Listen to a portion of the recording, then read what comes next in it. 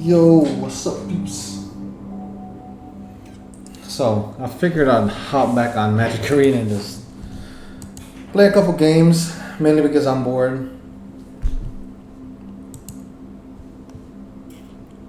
That too, with the new set coming out, I'm still waiting for cards to start being sold online so I can buy what I need. Think I'll probably get 2 cards. Or 2 for Tron anyways.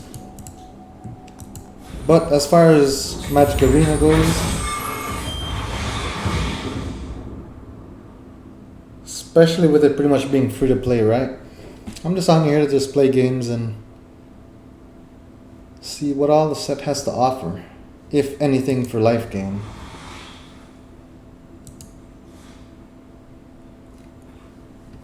Then, of course, they're still gonna try to chaperone you into buying things legitimately, which we just don't do here.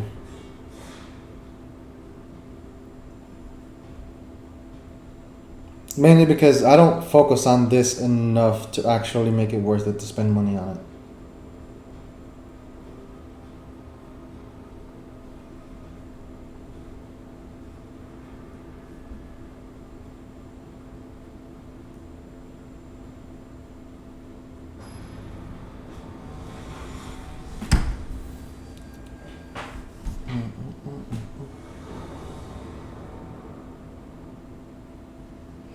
Alright, so typically all I'm looking for is if I have 2 lands and some cards that I can play. Like, it's extremely easy for me because this deck was built to just be extremely simple to play. Granted though, if my opponent has something to get around this, or get around, taking damage, I pretty much lose pretty decisively, but it's, I think, actually pretty hard for a deck to be able to stand up to White Weenie life gain. Unless they have some kind of removal spells.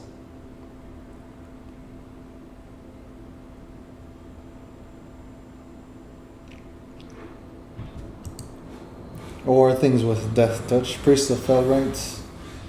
That could potentially be bad for us, but so far it's not. I think if we just try to get damage on board first, or kill them by, dealing direct damage or whatever. If we get there before they can bring anything crazy back to life, then we'll win this. If not, it's gonna be pretty terrible. What'd they know? Another Priest of Fell Rights, that's good. The bad thing though is they have this guy with Death Touch out.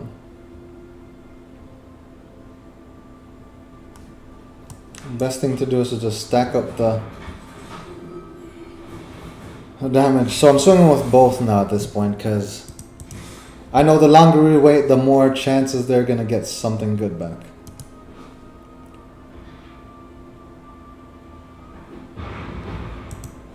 Of course, I'm not surprised they blocked. They might bring this card back to life, but we'll see.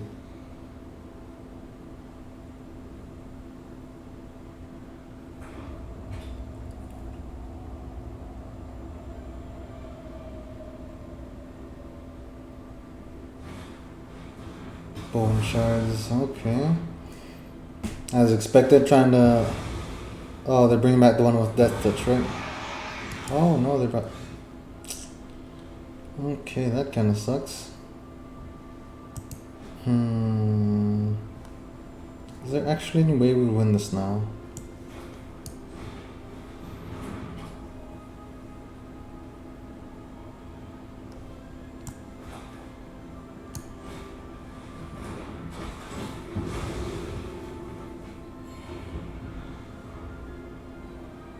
That's gonna deal 4 damage to us, so we have to play 2 creatures per turn in order to stay alive.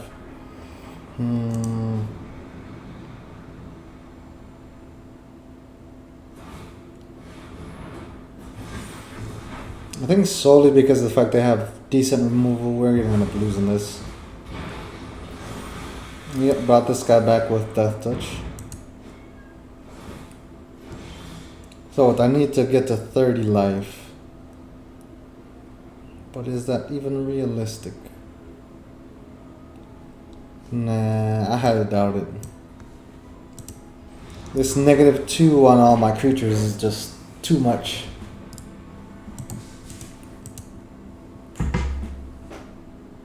Because the majority of the creatures you play have 2 defense or less starting out. So with that being said, if everything comes in with -2, then they're all pretty much gonna die instantly because they go to being a 0/0.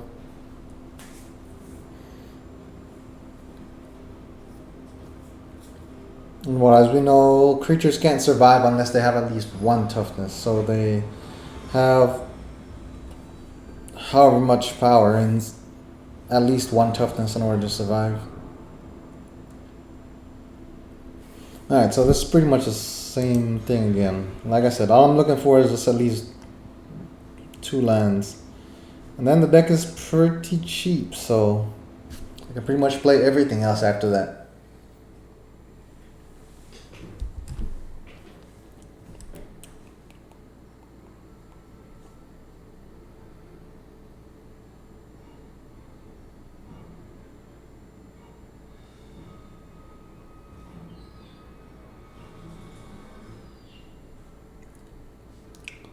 Most likely I'll end up playing Tron afterwards.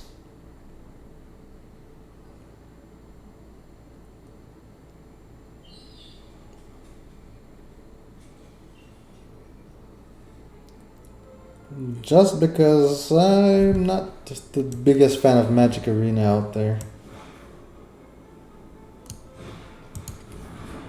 While yes, I think it's good, I'm not willing to spend this amount of money on this game.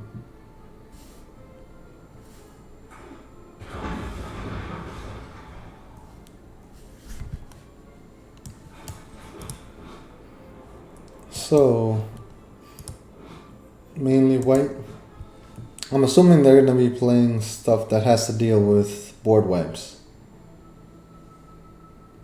That being said, let's get that guy out there and this out there as well.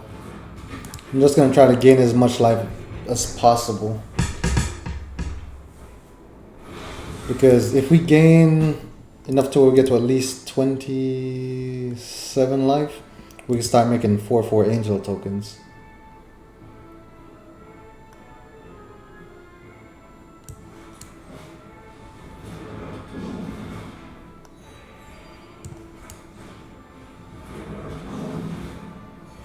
Alright, now we're at 27.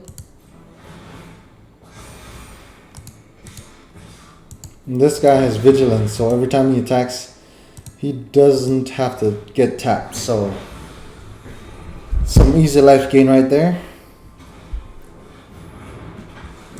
What does this guy do?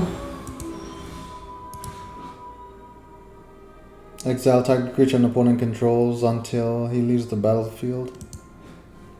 That's fine. At least now, let's see. If they go ahead and do the board wipes, then we get back this guy, which can, you know, make us angels all over again. So that's not a bad trade-off. So now it's just all about getting damage through before anything else. Let's save this guy, because if he's going to block, he's probably going to kill this guy.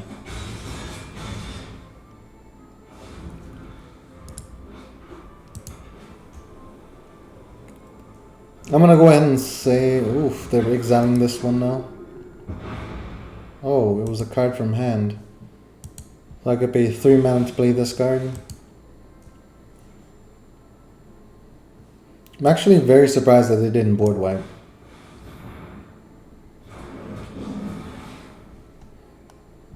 Oh, let's see. As far as what's going on in the game right now. Okay, mainly my deck is built around just life gain. So everything that gains me life, I've made it to where it makes my creatures stronger.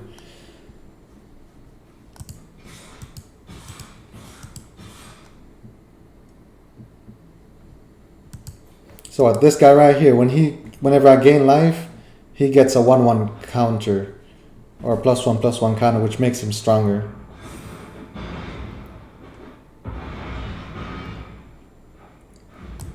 Same thing for this creature right here. And this one, every time during my combat phase, if I control 3 or more creatures, I end up gaining 1 life.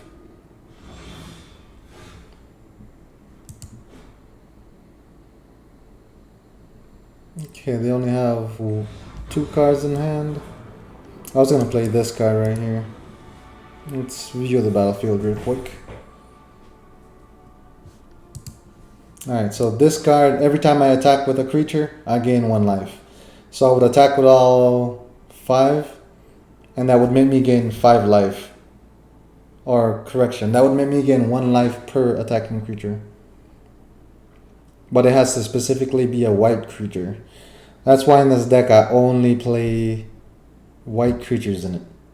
So because it's only a white deck, every single thing I attack with gains me a life.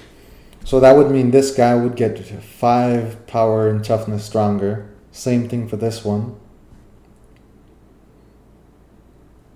And let's see, so I've made it to where I can gain life from playing creatures or for them entering the battlefield. And I gain them from attacking, because obviously this creature right here, this Linden, the Steadfast Queen.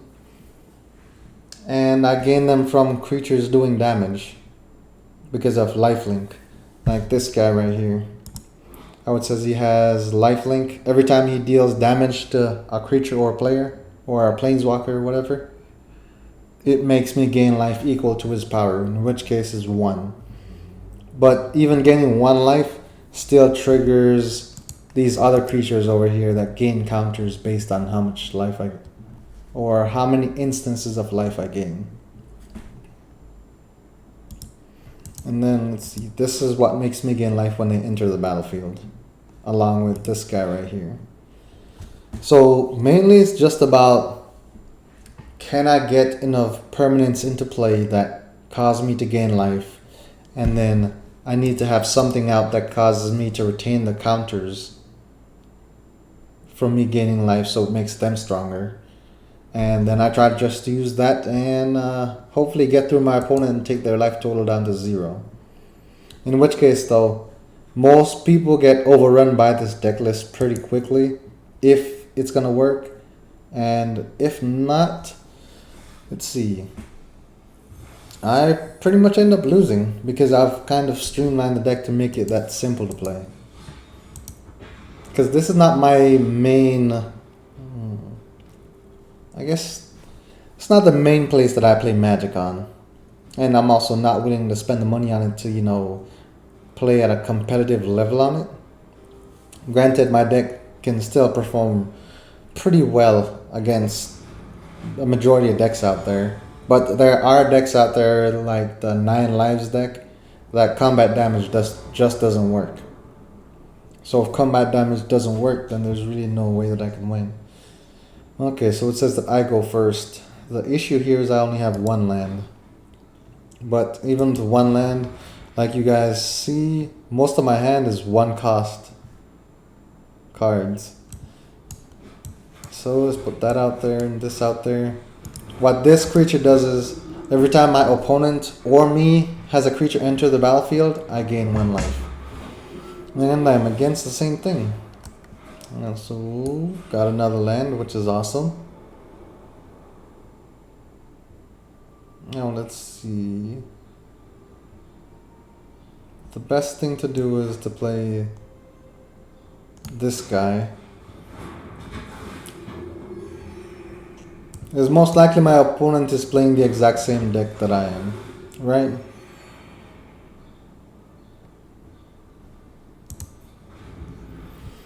So now it's going to be all about who can get ahead first. Okay, so he's playing this, the Prospector Innkeeper. So he's playing 2 colors, both white and green.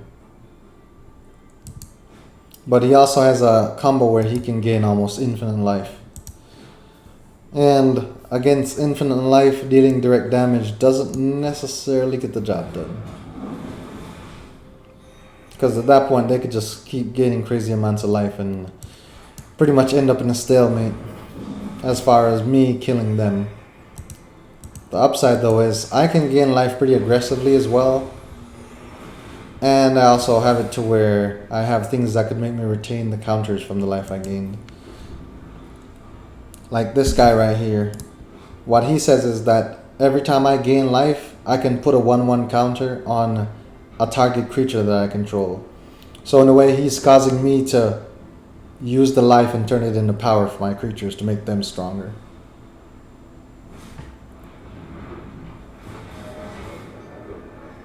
Which also would work extremely well right now because my opponent is steady playing creatures. And because he's steady playing creatures, oof, see that? He has something that retains counters as well. Whenever you gain life, put a 1/1 counter, Voice of the Blessed. Like this card did not exist last time I played on Magic Arena, so I'm definitely going to go get this card afterwards.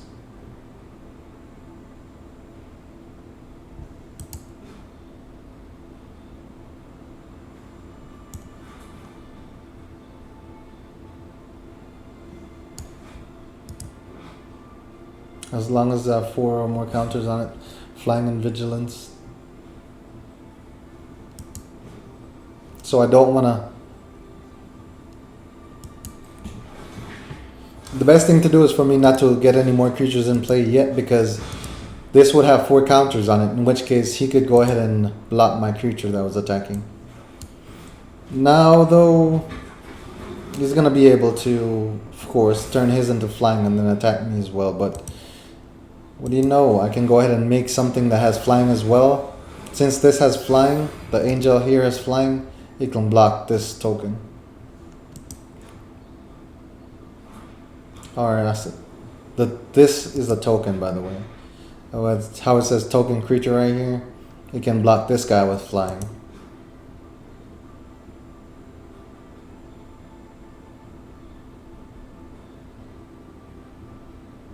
I would lose 7 life, no blocks. If they have a way to gain crazy amounts of life here, okay, that would have been pretty bad for me. Oh, it has vigilance as well.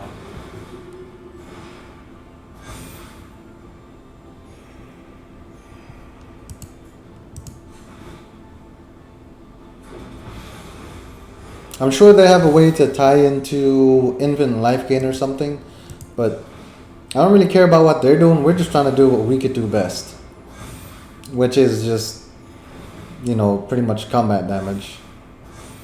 Like if I get 1 more mana, I can definitely win this game 100%.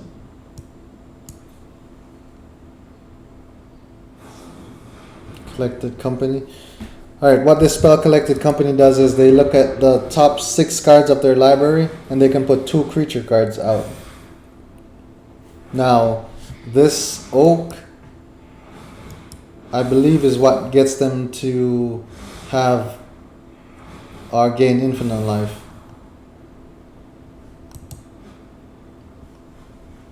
Okay, let's try to hide this thing. Because every time they gain life, it says whenever 1 or more counters are put on it, they can create a 1/1 Squirtle token, right? And usually they have a way to just make an infinite amount of Squirtle tokens, but can't say that I remember exactly how they do it. I just know here they're gaining crazy amounts of life. Crazy amounts of life. So this creature right here is already up to 19 damage. So I was right, they did end up getting the infinite thing going. Because what they're going to do is they have this guy, which is the same guy that I have on their side. What they're going to do is every time they gain life, they're going to put a counter on this oak. And it's going to create another creature and make them gain more life. And then they can put the counter on the oak again. So they get to end up creating infinite creatures.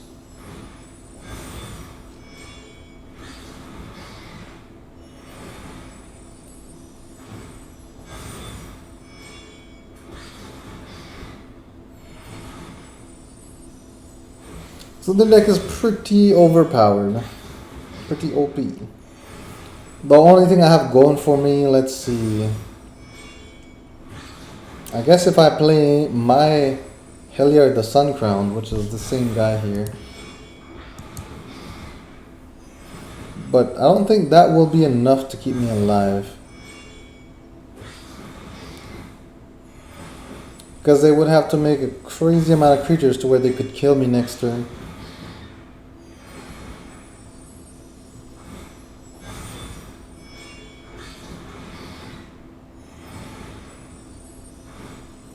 Oh, does this trigger as well? No. So it's just this one. Whenever a creature enters the battlefield at all, period, I guess also counting mine, they gain 1 life. So they're using this enter the battlefield trigger right here to gain life. They're using this card right here to turn that life into power. And when they put power on this guy, he makes another creature. So this guy's just getting stronger and stronger. Also, this guy, or girl right here, whenever you gain life, you put a 1/1 counter on it. And you get to scry 1 card. So you get to look at the top card of your library and decide if you want it or not. So that's kind of how they're fixing their draws to decide what their next card is.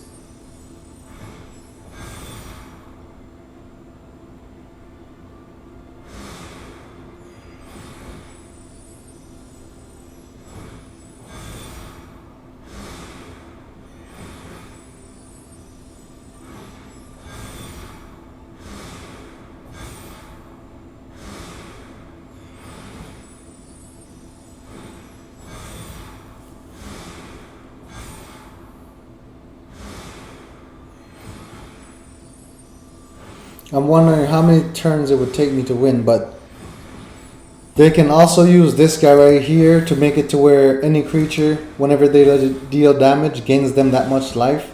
So if they use it on this guy, then it's pretty much a wrap. Because there's no way I can deal enough damage to kill him fast enough.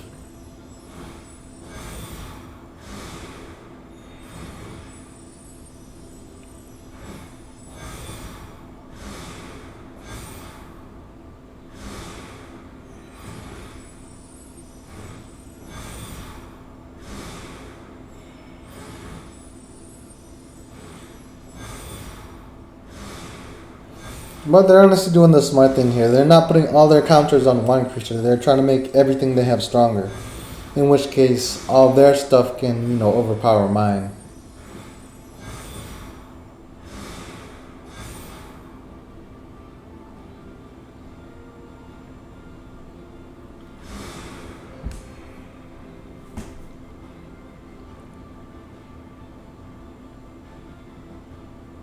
But too, at the same time, if I had gotten an extra land instead of this Soul Mender here,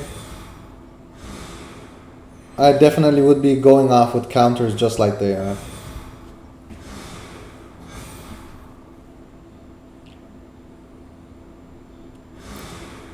Because then we would both be in the same position. Is it this Scurry Oak? Does it have Defender? Nope. The reason why I was checking if that thing had Defender is because if it had Defender, it cannot attack.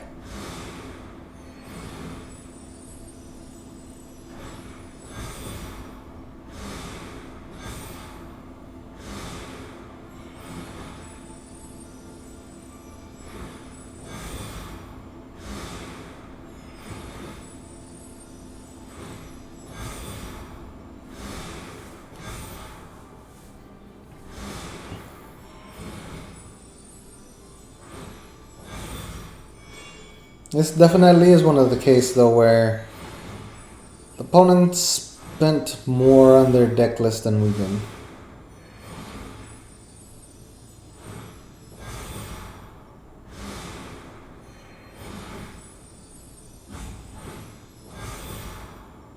But that's not saying that that's the only reason why they're going to win. They just have a pretty good combo.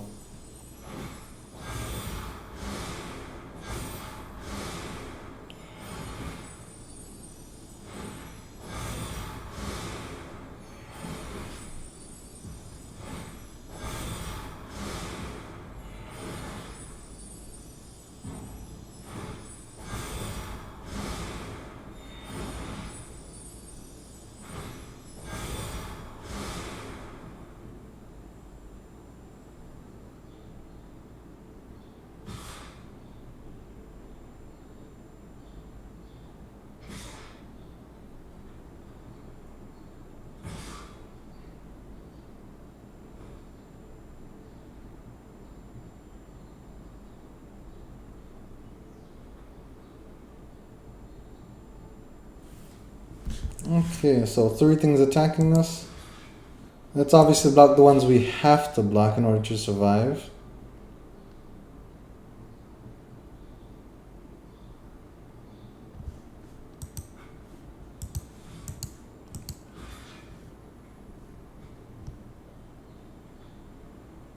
We're pretty much dead next turn anyways though. But we have to block these 2.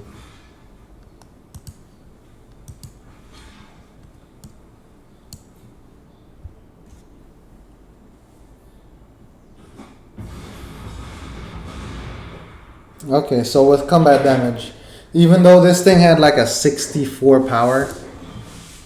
Oh my gosh, we still did not draw lands again? That's crazy.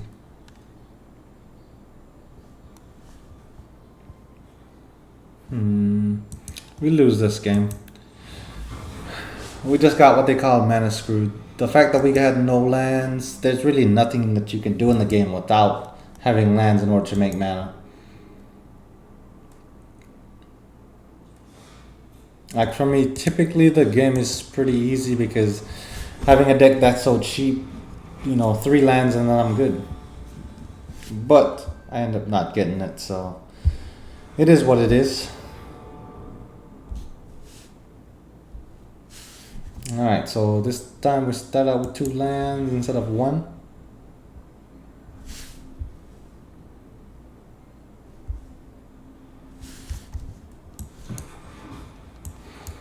Alright, so somewhat of a similar hand, 2/3 cost card, just like last time. Except this guy here retains the life gain and turns it into power. So hopefully we can go ahead and play him on turn 3.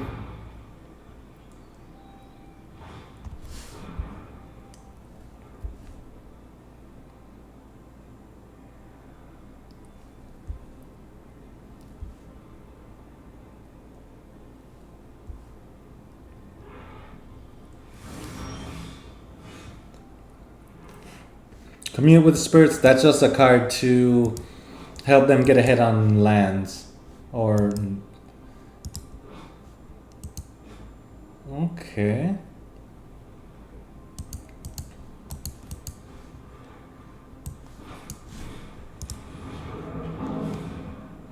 Okay, alright. So they're probably gonna just try to exile this guy. Or this girl, I should say.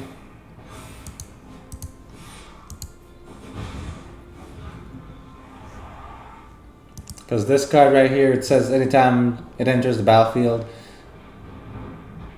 they can exile target creature that I control. So it's not removed from the game until I somehow get rid of this.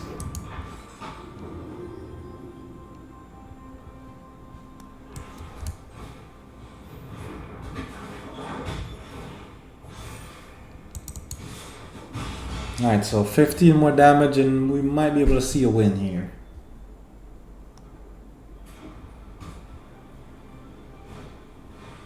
Oh my gosh, destroy all creatures. Well, we got our 3rd land finally. I think this thing says exile.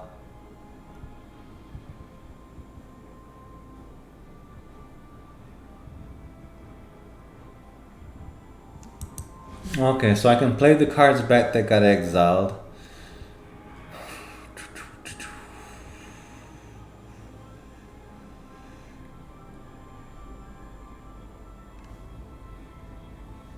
Let's get this out there first. We're trying to get as much damage through as quickly as possible.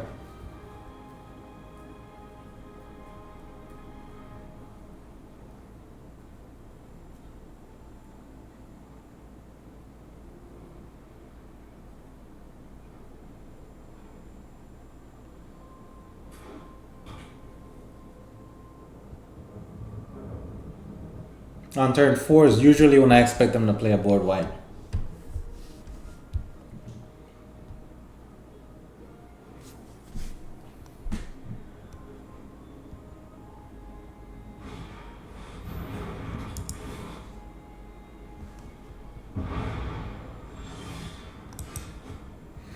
Alright, so they exiled my creature once again.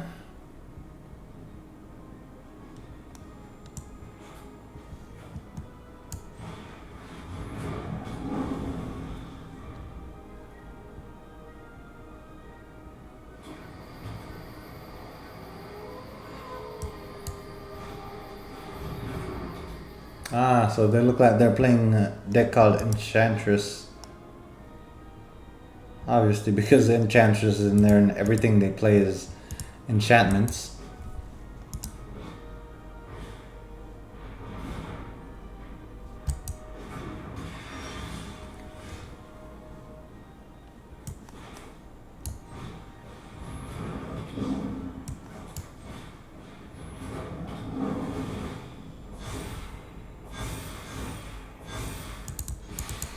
Alright, so now we have a way to gain life, and we have a way to retain that life and turn it into power.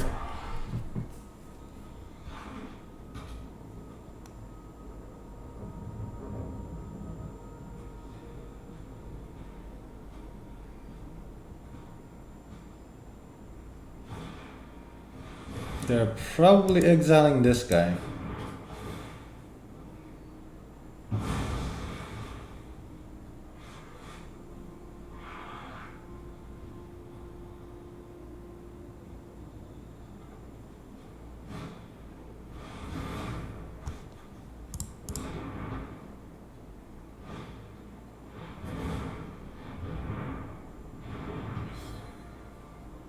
Okay, this is 9 lives. That's the card I was talking about. Alright, so this card, what it says is every time I deal damage to them, they get a counter instead of losing life on this thing right here.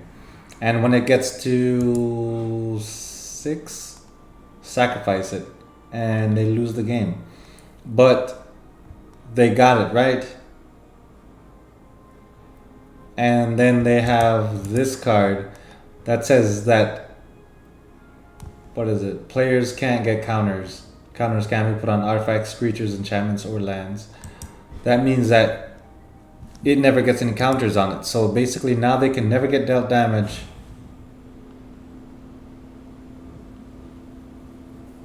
So realistically, the only way to win this is to have them draw out their library, but that's not very realistic.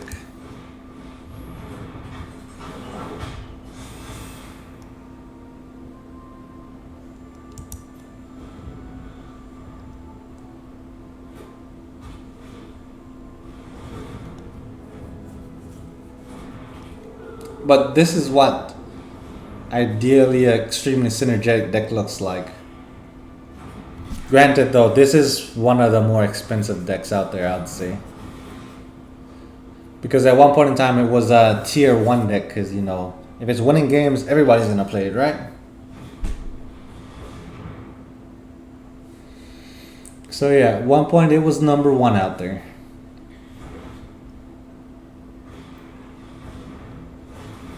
Destiny Spinner that they just casted, this card right here, it allows them to turn their lands into creatures with trample. So their creatures having trample is mainly the way that they win.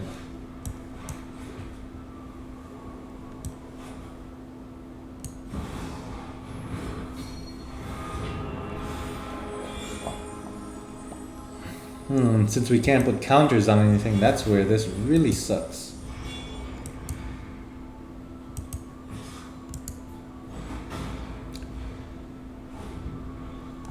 And it says we can't gain life as well, right?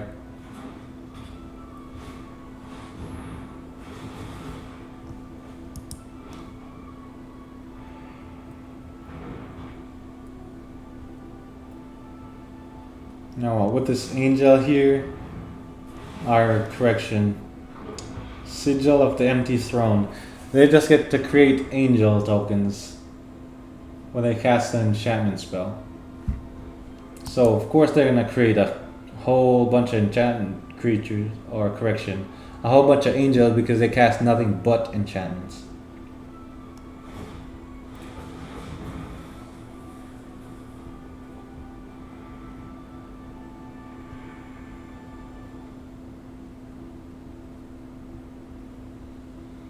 Now they're just gonna attack us with lands. That they've also turned into elemental creatures with trample and haste.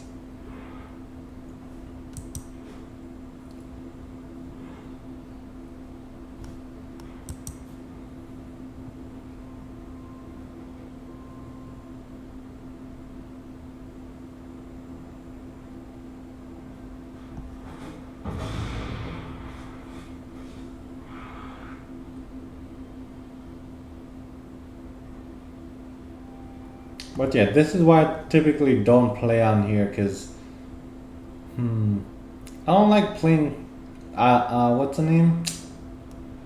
Or I don't like net decking, which is, going online, finding out what's the best deck and playing it. But some people are into that kind of stuff. In which case, I can't be mad at them for doing it. I just know it's not for me. I'll rather be able to come up with my own thing and know that I'm gonna do pretty decent with it. But yeah, we've lost that game.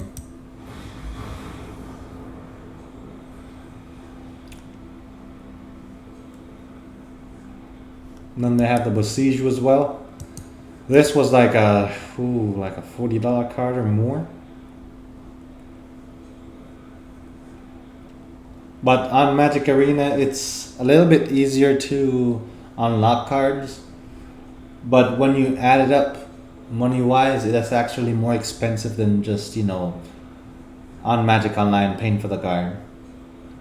Also, here, there is no modern meta, which is mainly what I play. What that means is I'm playing with sets that started in the 10th edition, and it started in 1993, the game, I believe.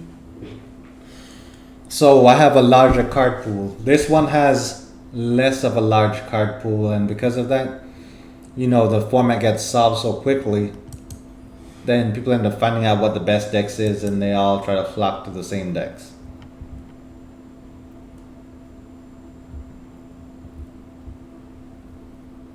But these are just some of the different decks that I've unlocked on here. Granted, not all of them can be played in every format now because, the formats rotate every year or so.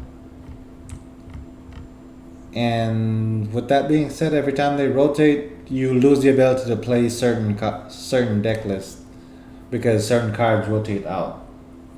Granted, some cards do get printed back into the game, but while they do get printed back into the game, oh man, what was that? Okay, I forgot the name of that card. White, black, nope. Alright, new life. Oh yeah, I guess they would be like this simply because of the fact that I added in, what's the name of that guy, the companion? Luris of the Dream Den. That's why it says it's white black, but this can either be casted using white or black.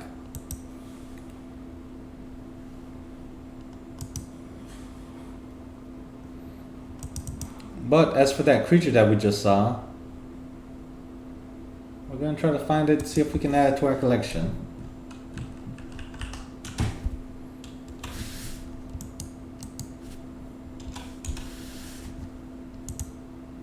And we know it was already just simply a white card. Let's see, craft, yep. And we know it was 2 cost as well, so we have a few things to go off of here. But this is gonna show us every single card that was white that, adds life. Or has life in the text.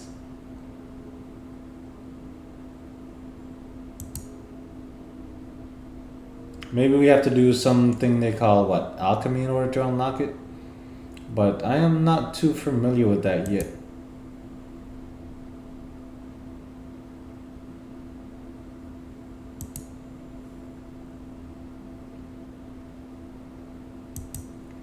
Like y'all can see though, there's quite a few cards out there that cost 2 mana.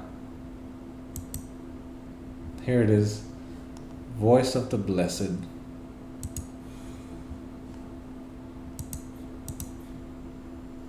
So why would I not want to have 4 of this in my deck?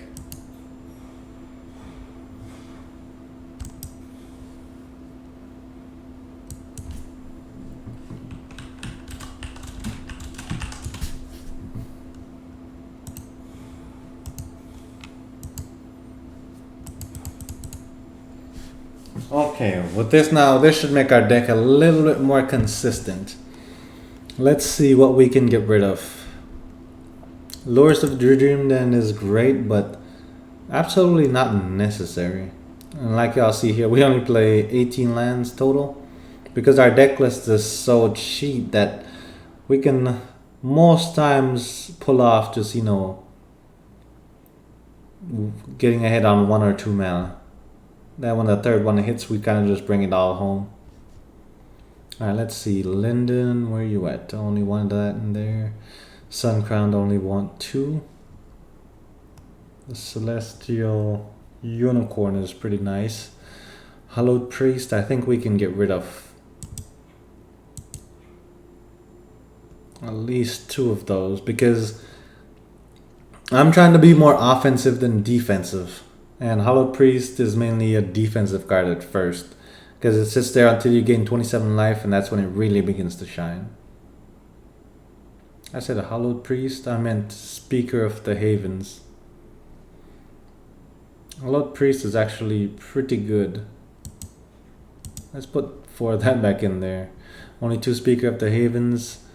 Soul Mender is okay, but kind of just sits there on the field and not do anything at first.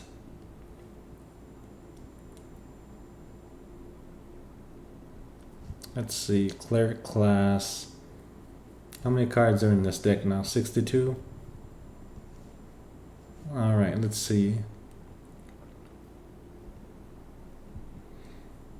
I want to say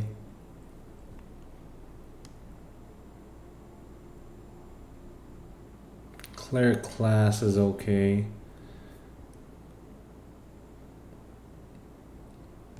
Well, let's get rid of 1 Cleric class. And what else we want to get rid of? 1 Soul Mender. Or maybe get rid of both Soul Menders and add back the Cleric class. I think that's fair. Life. Alright, let's see how the deck performs with that change.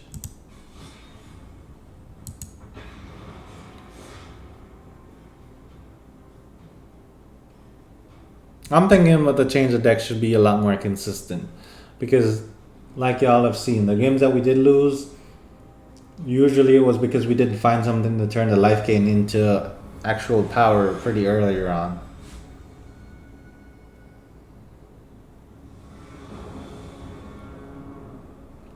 Alright, this time we have this to turn the life gain into power. And let's get that out there. Every time a creature enters our battlefield, we're going to gain 1 life. Now let's get this out there, and let's get this guy out there so he could start immediately turning the life into power. But when creatures come out, the first turn they are out, they have what they call Summoning Sickness, which is what the circle around it is basically saying. That means it cannot attack for a whole turn until it's out after your upkeep, which means that as soon as you start your next turn, you can use it to attack. Let's get these guys out there. They seem to be pretty hot on having things that can kill creatures, so if we can gain as much life as possible, should be able to at least decently put up some resistance here. Not surprised they have things with Death Touch. Oof, that hurt.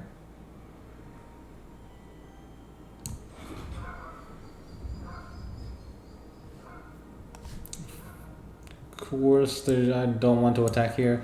I would just be losing a creature for no reason.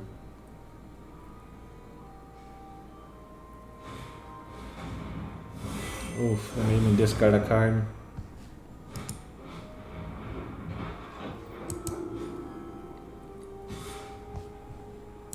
So they're also playing life gain stuff. Alright, so another one of these guys. I guess that's not terrible though. They're gonna gain 1 life, but then we're gonna be able to attack for 3. In which case that's still not bad.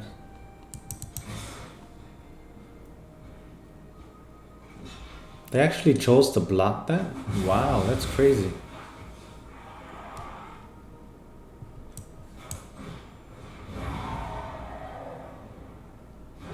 So now every time a creature enters the battlefield, we're gonna gain life.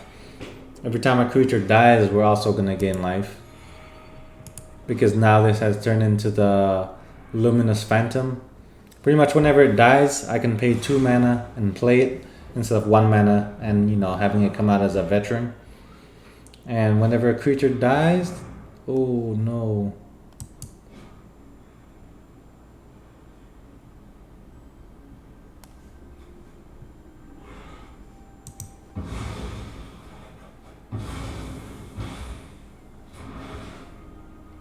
Alright, so a creature died, I gained some life. No blockers, of course. Nice, Azani's Pride Mage.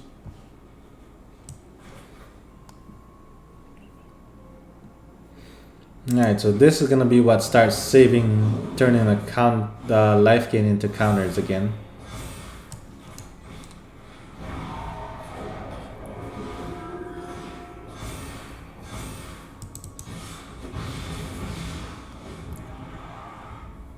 So far we're going up on life faster than they are. And here pretty soon we might... Oh no. Okay.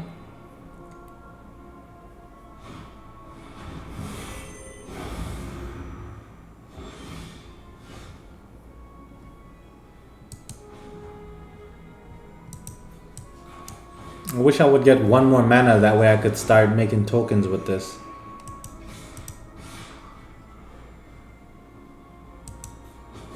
So I can attack them for 2 flying damage, because this Luminous Phantom has flying, which means that creatures on the ground cannot block it unless they have what's called reach. Which means that, you know, of course, they can reach up high enough to block it or whatever.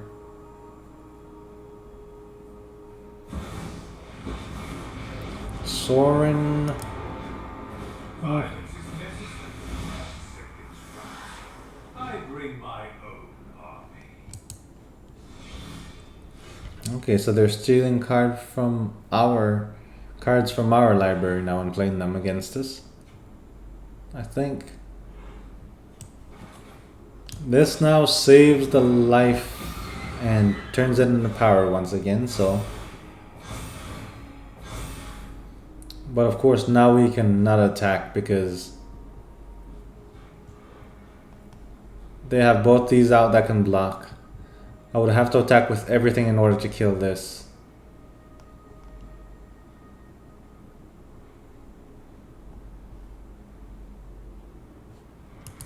They only have 2 cards in hand.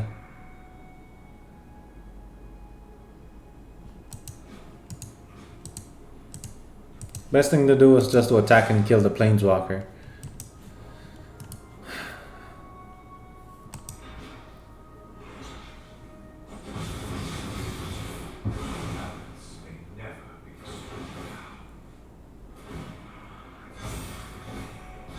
And of course, I'm gonna gain some life.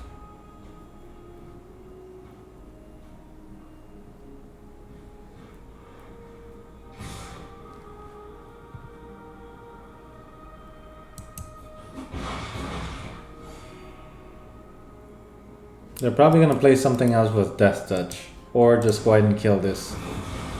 Destroy all creatures. Okay. And then they played another Planeswalker. My will must be paid. You can deal with my servant. I'm busy.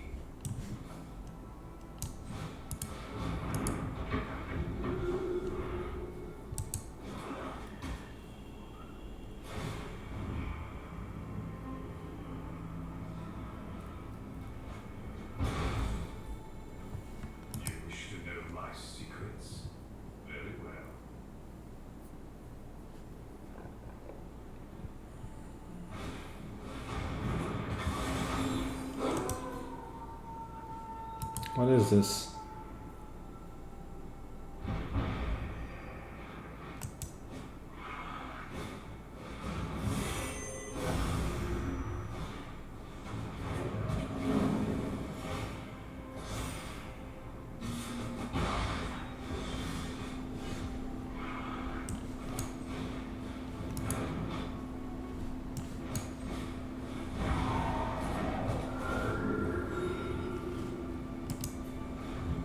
Alright, so once again, looking for something to turn that life gain into power. So that card that we added would be really handy right now.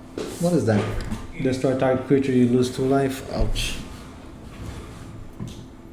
Well, at least I gain a life for it getting destroyed.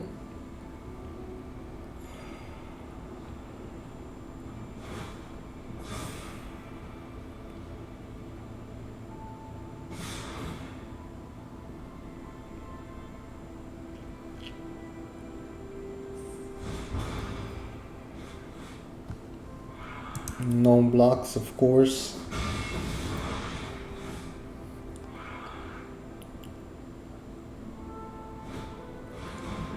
Invoke Despair.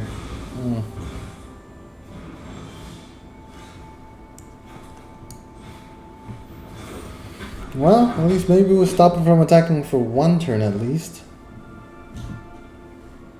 Maybe. Unless they have end up finding a way to destroy this. Dire times call for dire tactics.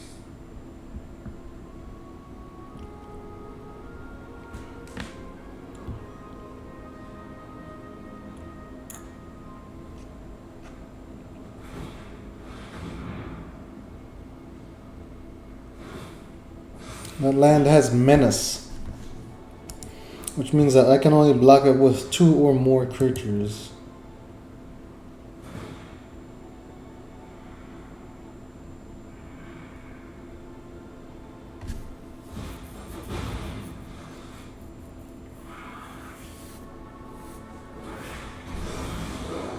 Nice, the creature did come in, Voice of the Blessed. Darn it. But oh man. Oh, I'm below 30 life. That attacking with that creature with Menace was pretty clutch. Otherwise I would have gained 6 life. You wish to know my secret? And I would have been able to put a counter on this.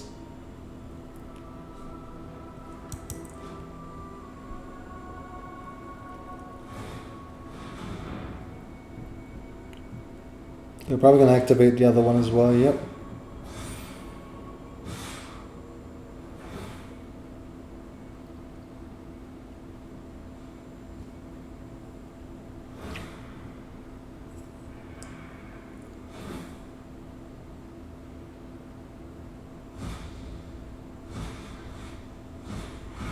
So that's 14 damage I'm taking. Oof, that's a lot. Oh, well, here's the land I was looking for.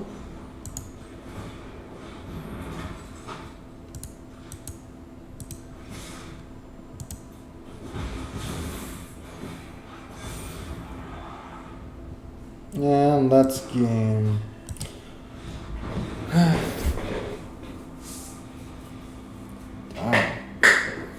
Well, typically just playing enough with this deck list gets me pretty high up there as far as the tiers go, but I just never grind this game enough to, you know, make it to where I'm like tippity top. Because, let's see, judging from how we have to play the game, it's not hard to get up there if you have a lot of time on your hands. Granted, winning or losing the games, how I play it is based on luck. Pretty much, you know, if you start with a good hand, then you're probably going to win. If you don't start with a good hand, you're probably going to lose. As far as, you know, my list is concerned. But there are lists out there that have has a lot more to do with fetching stuff and whatnot that actually does make a difference. For me though, I'm just kind of playing this for fun. I'm not playing it to be super competitive or anything. But yeah, that was just a short intro as to what I play on Magic Arena.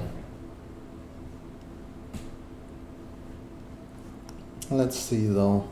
I think I should have Magic Online opened up. I guess I'll close this thing. Magic Online, this is where it's at for me. This is 100% where it's at. I'm trying to get to the point to where they start selling these new cards, but they haven't quite done it yet. Seems like all the people are just trying to mainly buy up cards. But let's see where they at. Card hoarder. That's the main place that I go to buy cards. And they are not selling Dominaria United yet.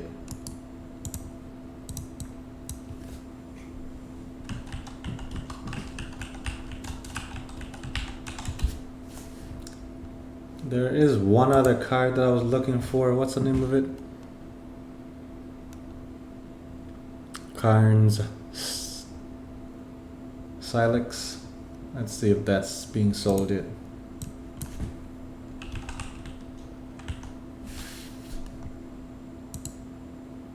Yep, also not being sold yet. We're gonna start out selling it for $8. That's kind of expensive. But this card is just a beast. It basically works against every deck. What I mean by that is, like, every deck list has cards in there that lets it go fetch lands. So it has a land card that you can pay 1 life and you can go get another land with it. And that card right here stops all that. So the fact that it stops all that means that you now severely limit people's, ability to go fetch out more lands. If you can limit their ability to fetch out lands, that means you're just getting more and more ahead. So it's like, this is a card that everyone will have to be wary of going forward. So this is one of the main things I want to add to my deck. I think maybe I'll add to the sideboard as well, because $8.50 for 1 copy of it, I don't feel like buying 4 of it.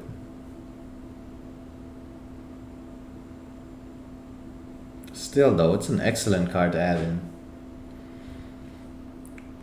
Excellent card to add in. Let's change this thing to chess.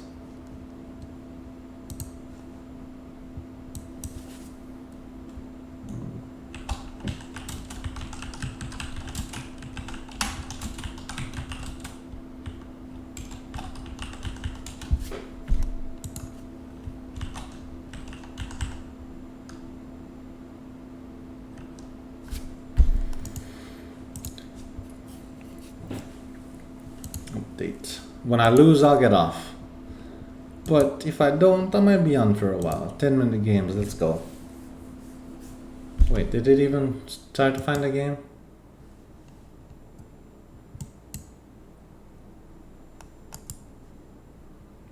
Challenge cannot be created because of my internet connection. Alright, let's see.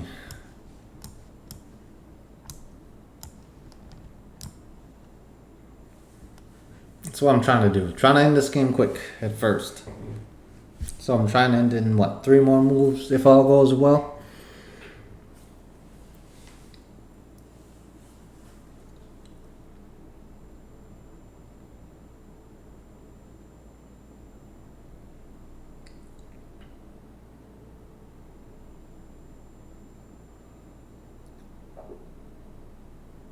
Game aborted. Okay. Alright, well.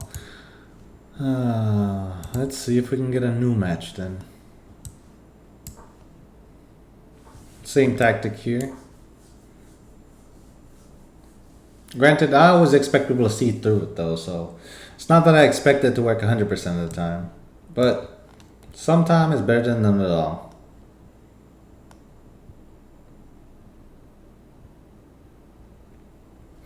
Also, playing like this, I feel like it.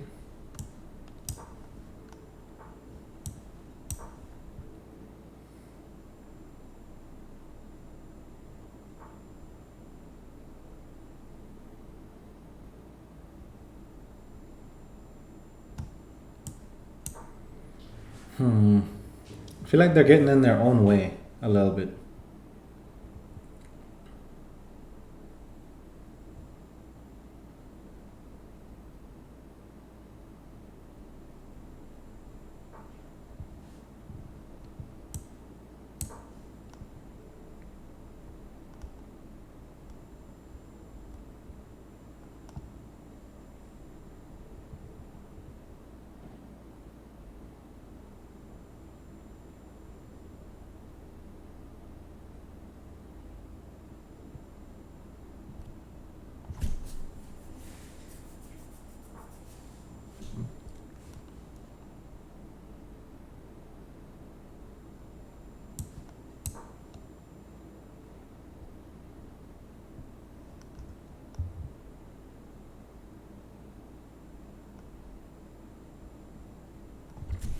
Pretty much what I'm trying to do is I'm trying to free up all my main pieces.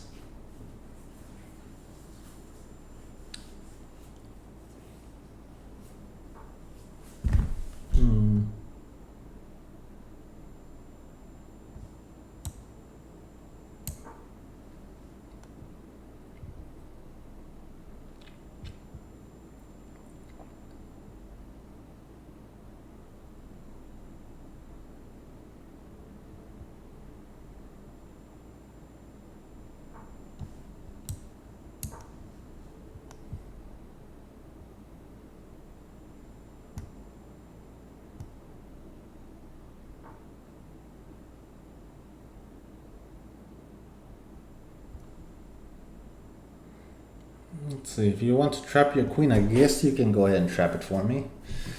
Thank you very much. Appreciate it.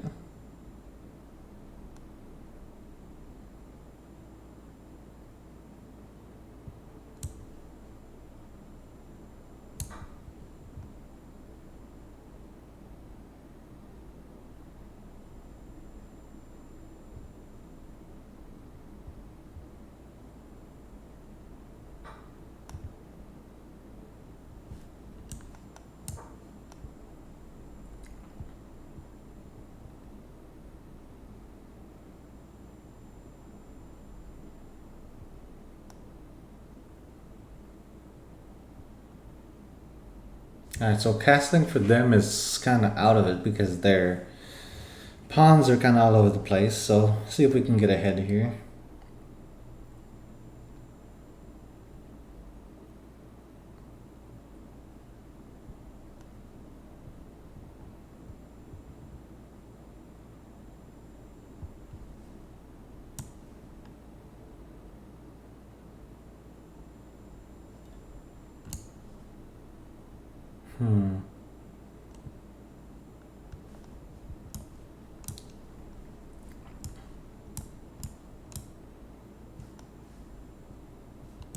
Obviously, I'm not winning that fight. There's no point in taking it, right?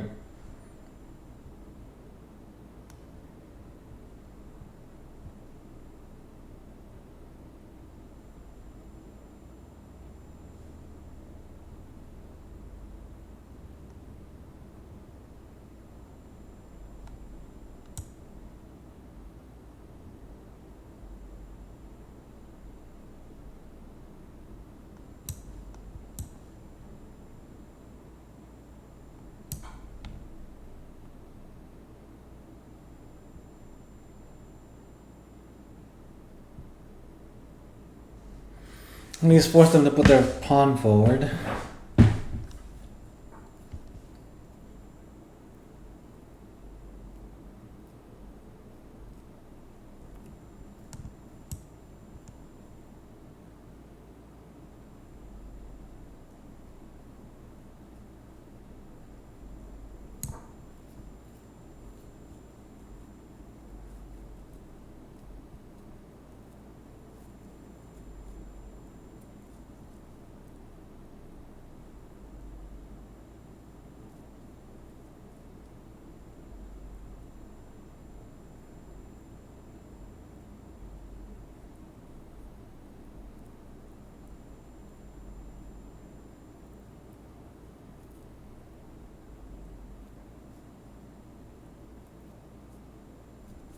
Down to 7 minutes, they're down to 6.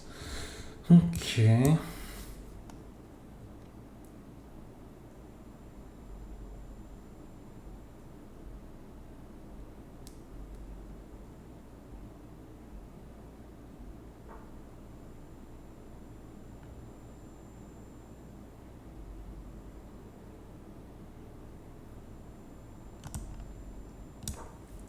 Trying to wow me with the option they gave me, I see.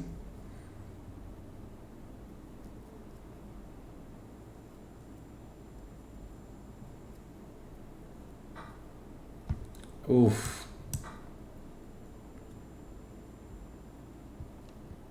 That was pretty good.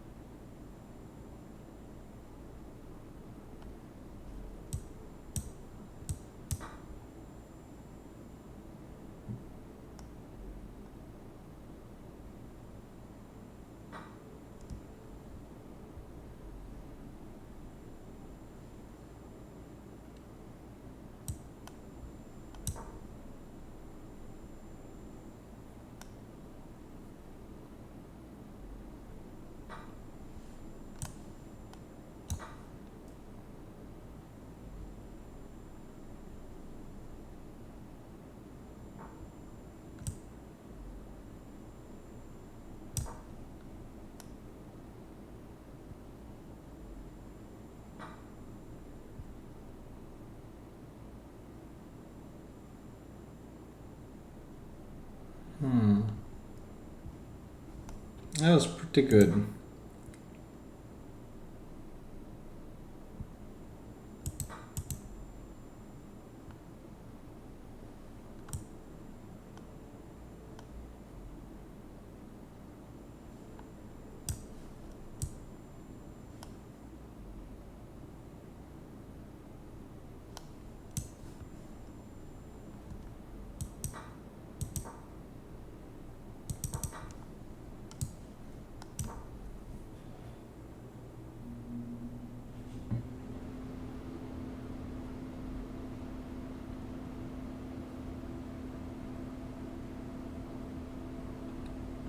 Yo, what's up, Juice Box? Yes, the horse does move in an L shape. And only in the best L shapes, most times. Ay, ay, ay.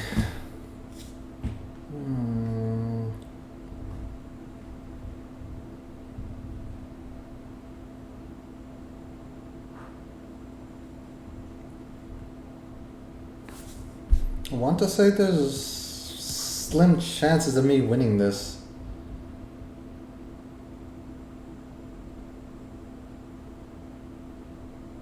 But we'll see how difficult we can make it. They can move this horse here.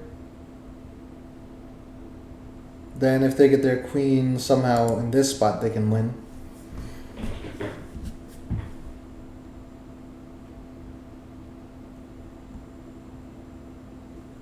They're trying to offer trades, but obviously we're not going to take it.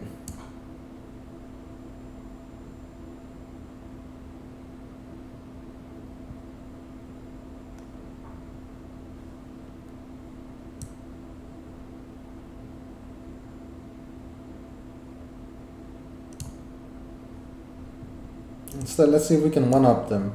If they kill our bishop, then we could have killed their castle.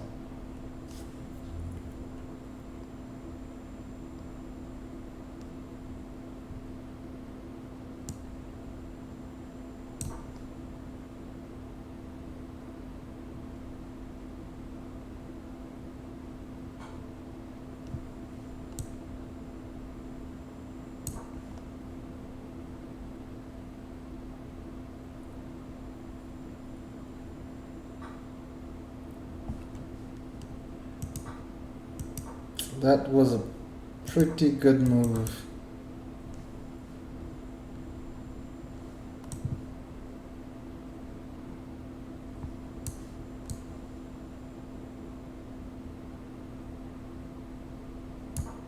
If they had not have done that, I would have tried to kill their queen with it.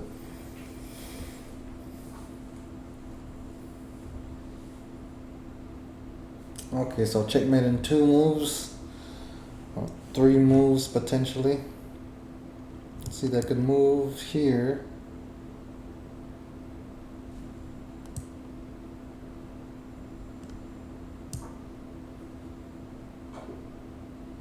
One move. Ah, I didn't even remember about this one. One missed win.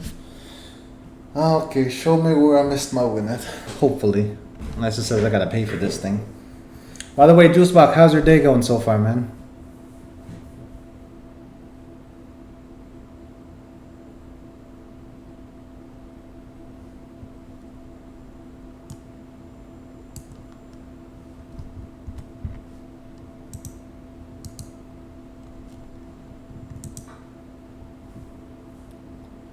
I would ask why I went there.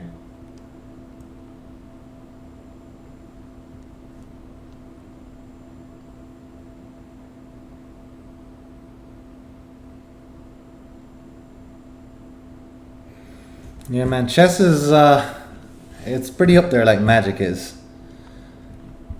I think the 2 most complicated tabletop games is Magic being number 1 and chess being number 2. I got into a debate with a friend of mine though. He was saying that there really is no skill to Magic the Gathering. It's just, you know, random. So it's more like, what's the name? It would be more like poker, which, you know, he's right on that note. It's pretty similar to poker. Like he said he's never played Infect. Yeah, the game, there's no doubting that there's a learning curve in Magic, but once you figure it out, it's kind of simple.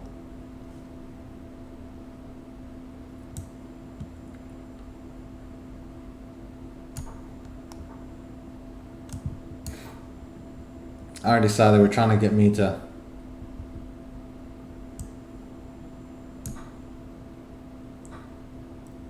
Okay. Not a bad trade though, I'll still take it.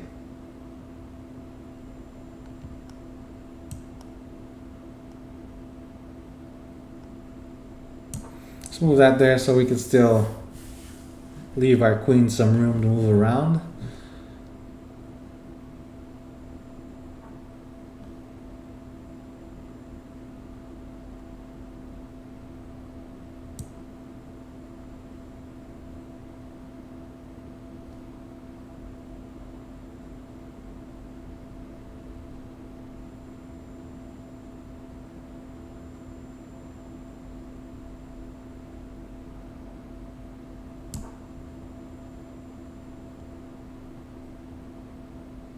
I guess I could have also retreated to back here.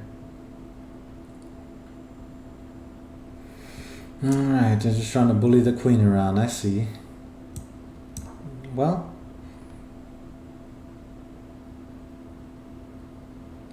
I appreciate the love on the bits, man. Thank you very much, I appreciate it. I know it's been a while since I've gotten on stream. I mainly just got on today because a friend of mine wanted to see exactly how Magic the Gathering works, or Magic Arena, since he's trying to learn the game. I was like, what's the simplest way that I can teach you how the game works without spending money? And lo and behold, Magic Arena is the answer. So I was just playing some of that for a while.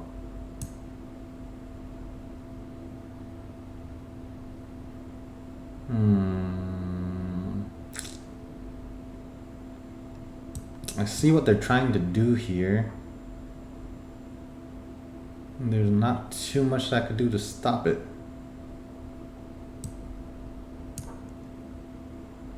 I guess they might be able to move this back, maybe? They're like one move short of being able to do what they want to do.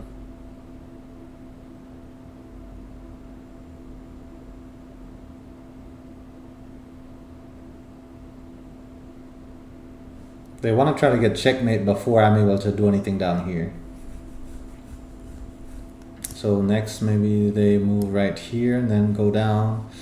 See if they can get checkmate.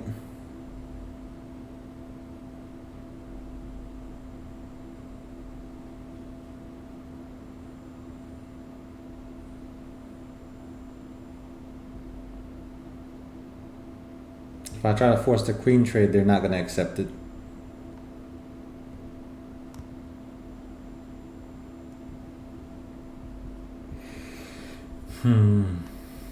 So maybe I give away the castle.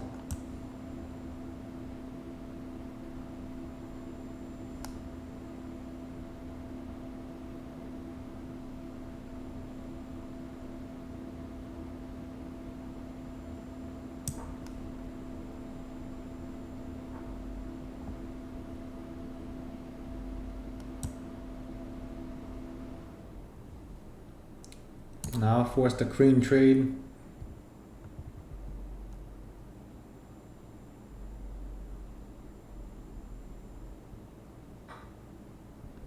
And they do accept it, thankfully.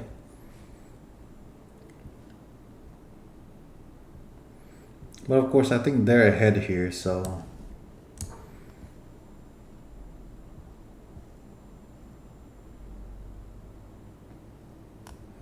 see if we can force them into any strange situations here. If I take that, okay. I don't think this is bad either ways. Let's take that, see what you take first, okay.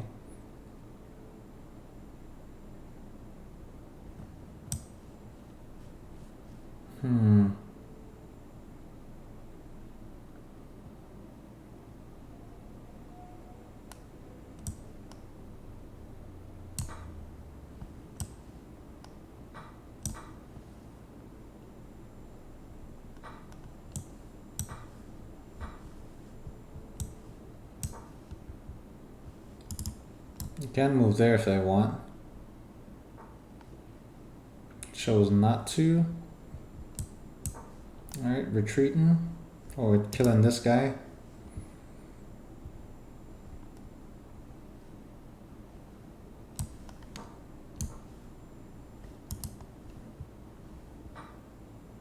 Wait.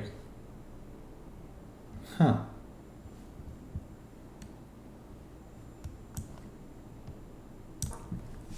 Actually, I got that piece quicker than what I wanted to. I guess something about my mouse clicking or whatever caused it to happen.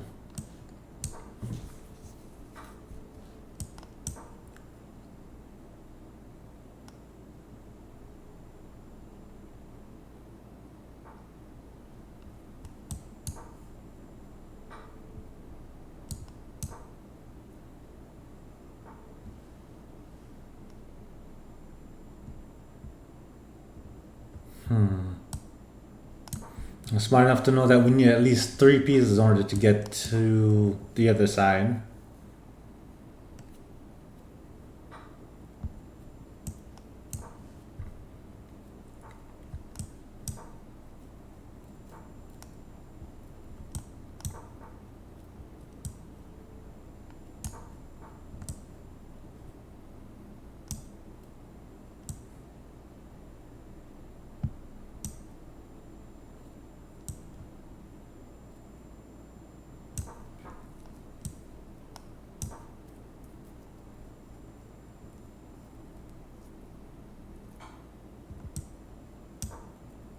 Okay, they could do that, then win.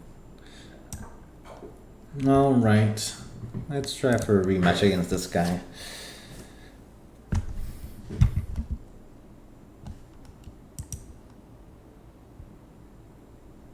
It says one miss to win.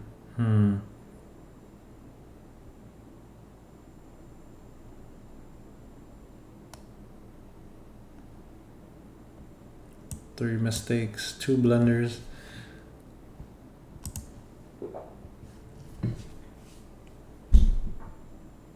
I'm supposed to be a chess master. Oof, I never claimed that title at any point in time.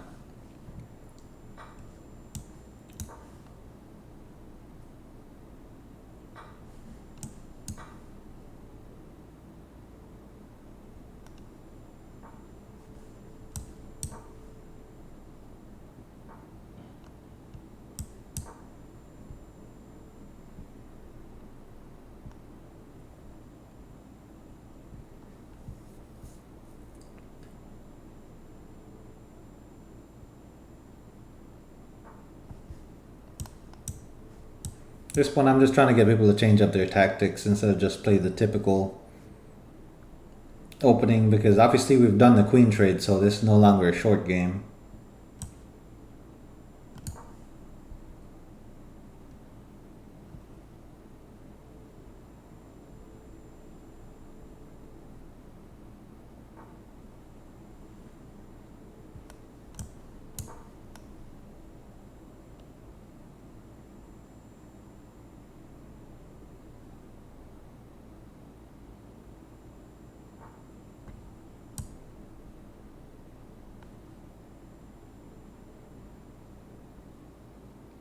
I wonder if they're just trying to get me to not castle.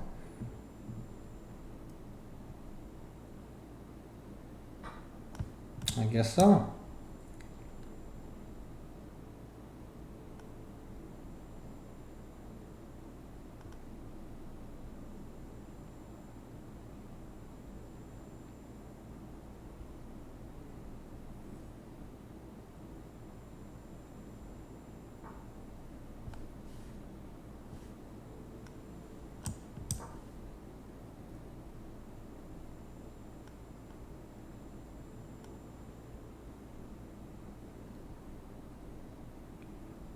So they've already decided that just trading pieces is worth it.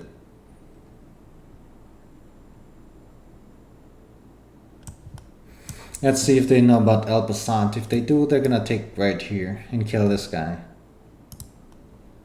Because I'm not supposed to be allowed to just jump past.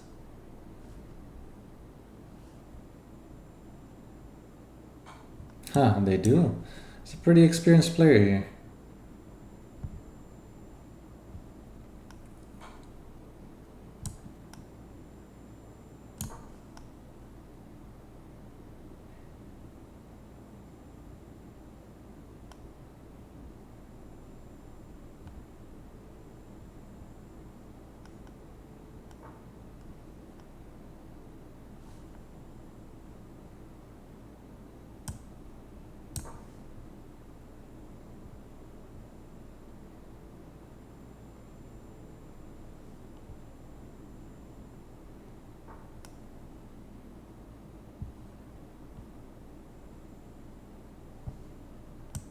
Gotcha.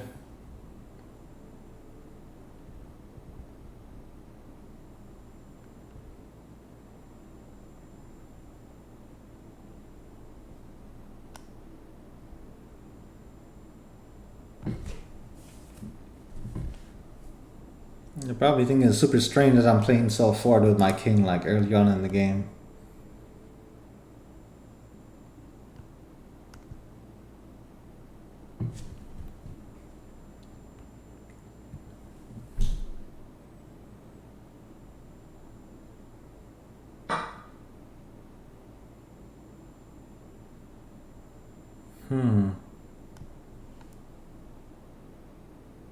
I see what they're trying to do here. They want me to kill this because I'm trying to be greedy, and then they could use this to kill that.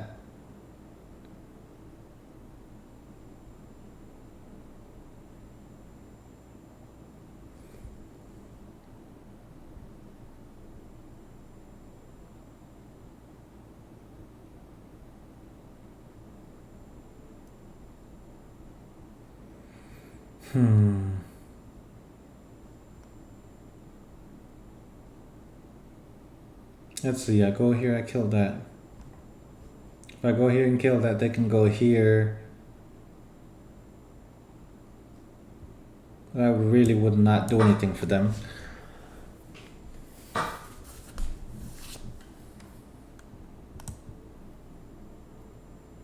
Force this guy to have to move.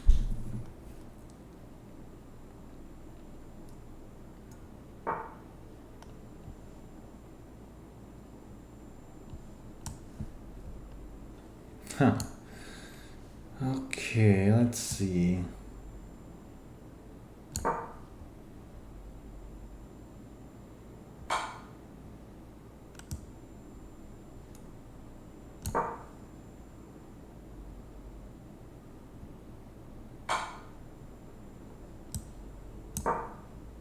All a part of the plan. Now they're two pieces ahead.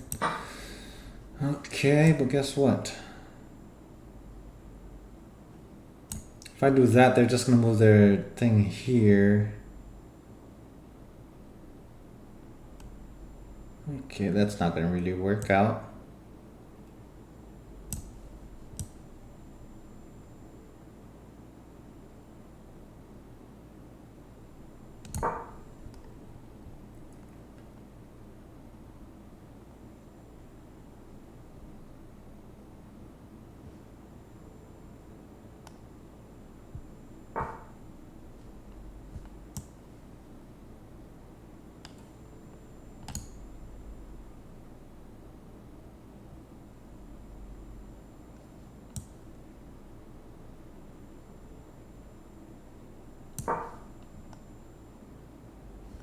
Should move right here. Yep.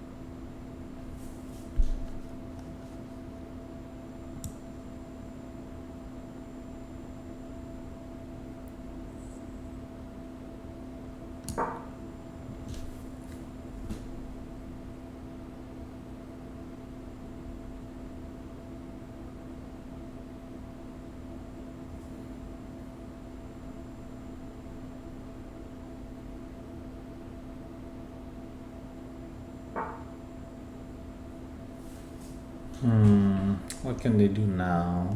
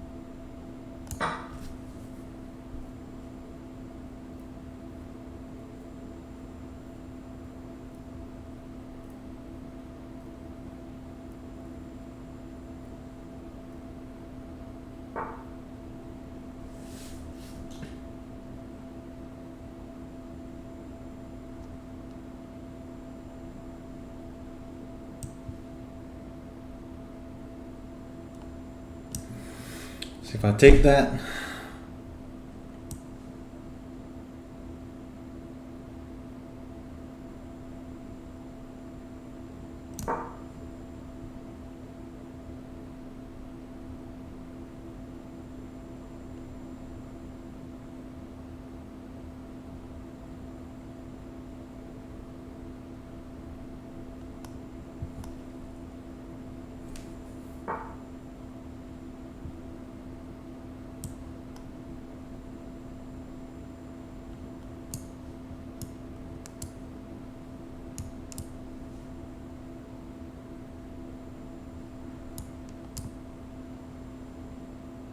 Hmm.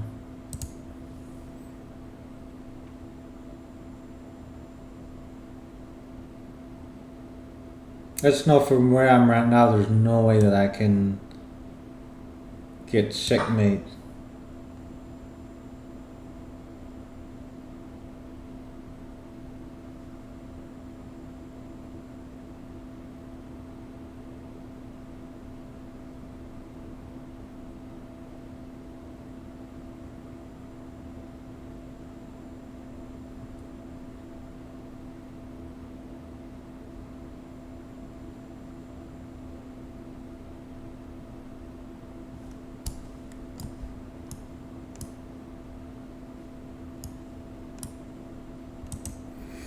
Okay, so they're trying to go for a castle.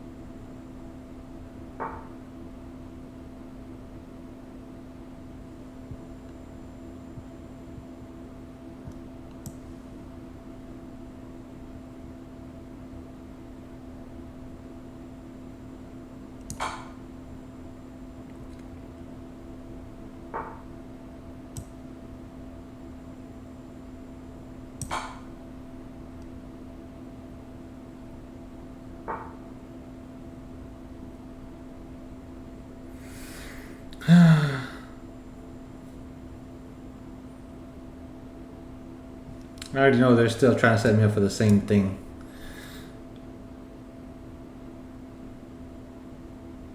But let's see, if we go here, then they have to go here.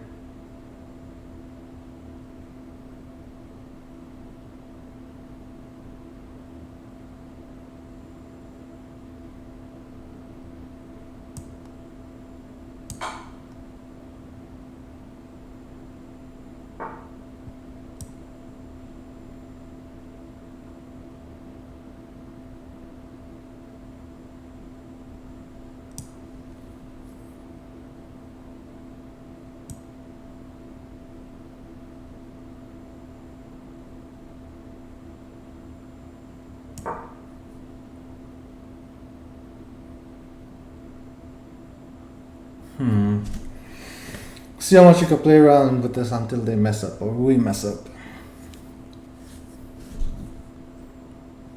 This is always an option, but then that's always an option for them. Yup.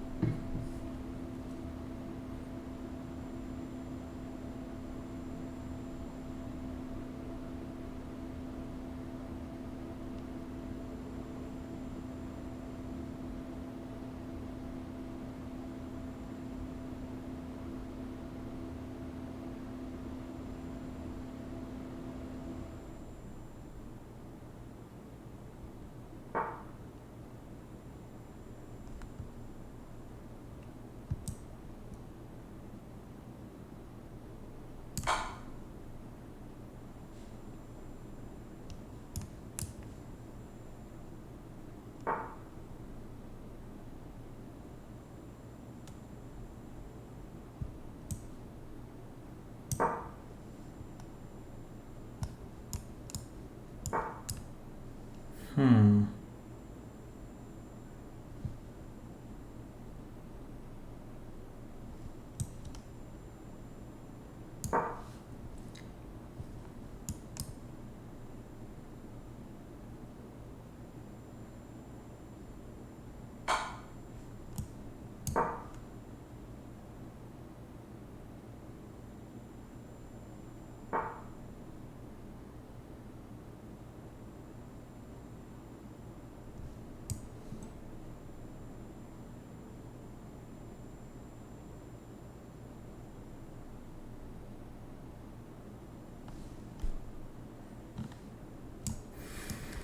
See, I go here and here.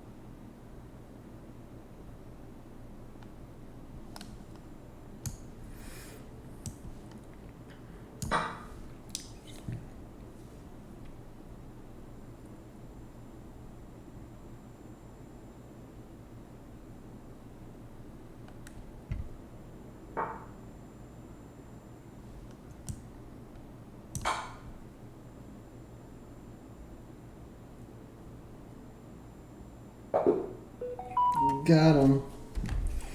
Whew. I had 2 missed wins. Dang. Apparently I'm just a bad chess player, I guess.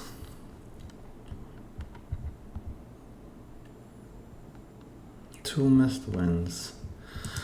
Let's play another one and see how we do.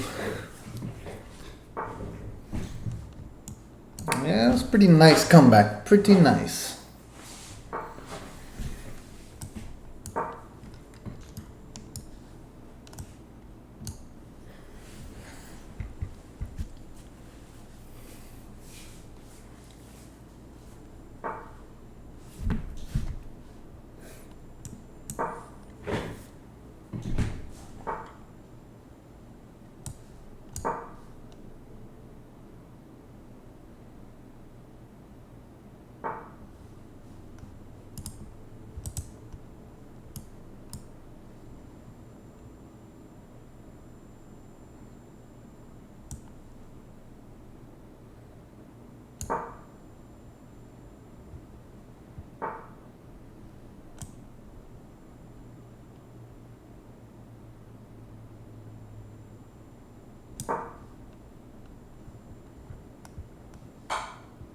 Ah, big copy.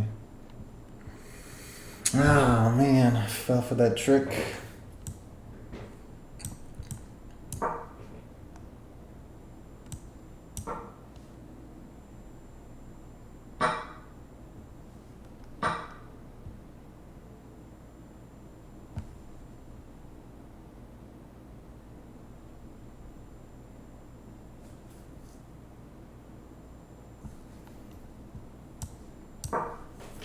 Okay, now it's gonna be an interesting game.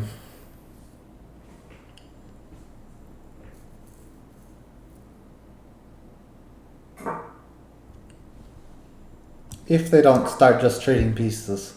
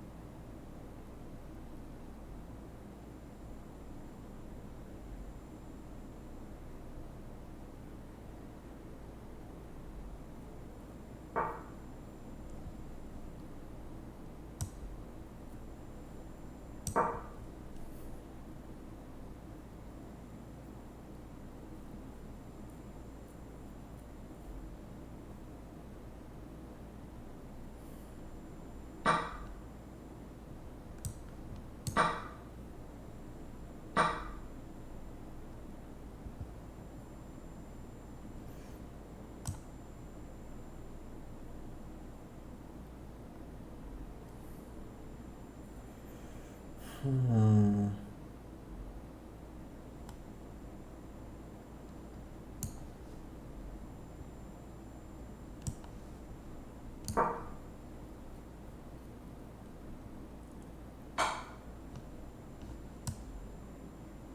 Hmm. Oh man, I forgot about that.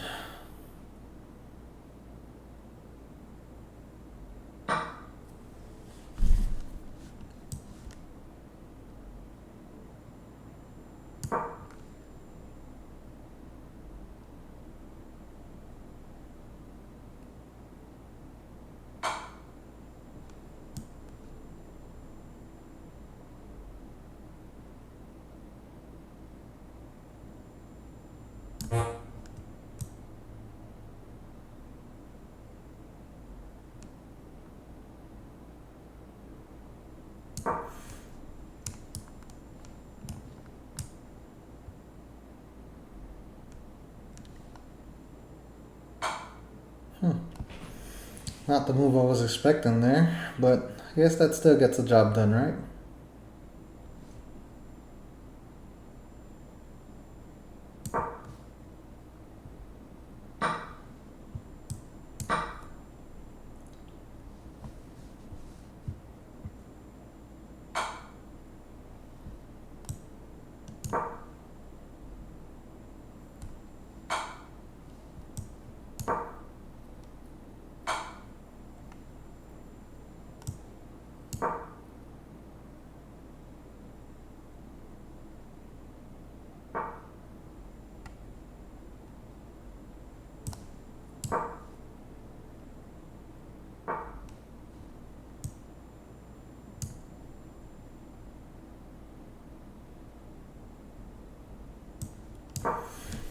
Hmm.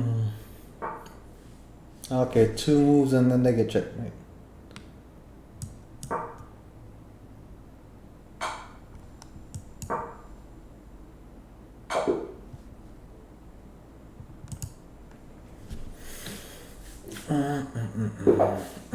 All right, they accepted. Let's go.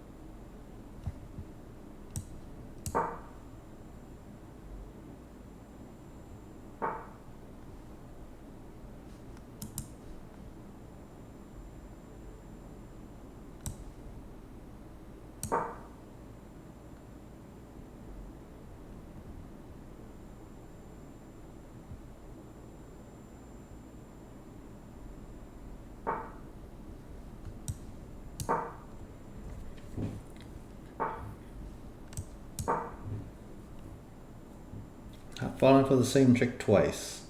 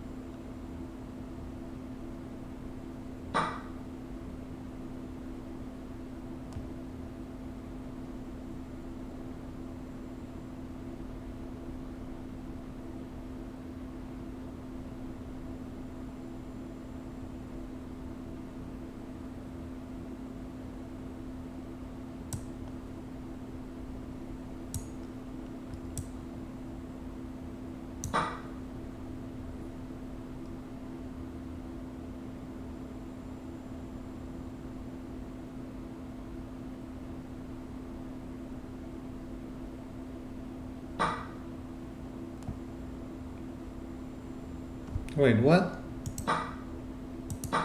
Oh wow, how did I not see that?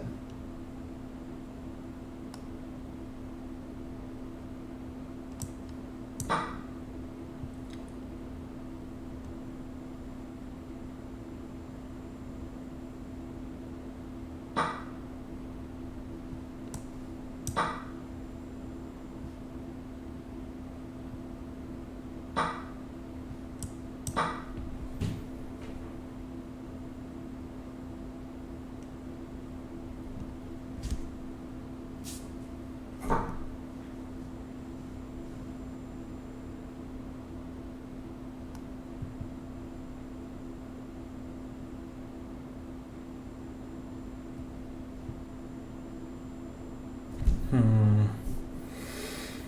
How do we get ahead here now? Mm-mm-mm-mm.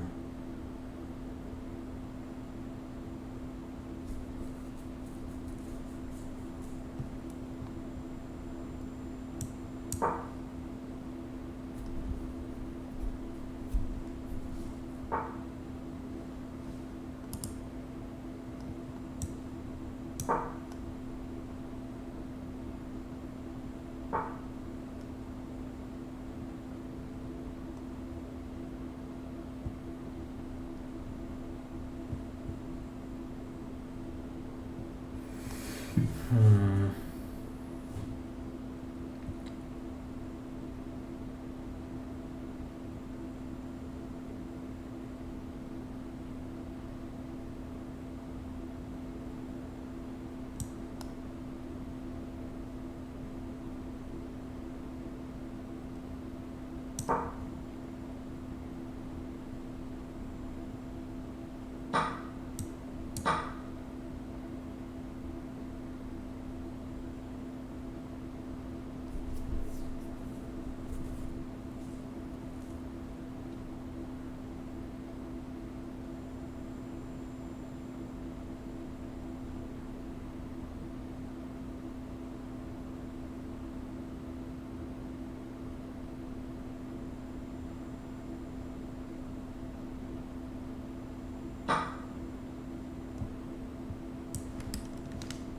No, I guess I can't move that.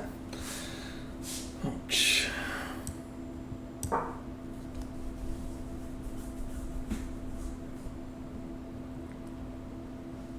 Let's see, that can go here. Okay, that's not good.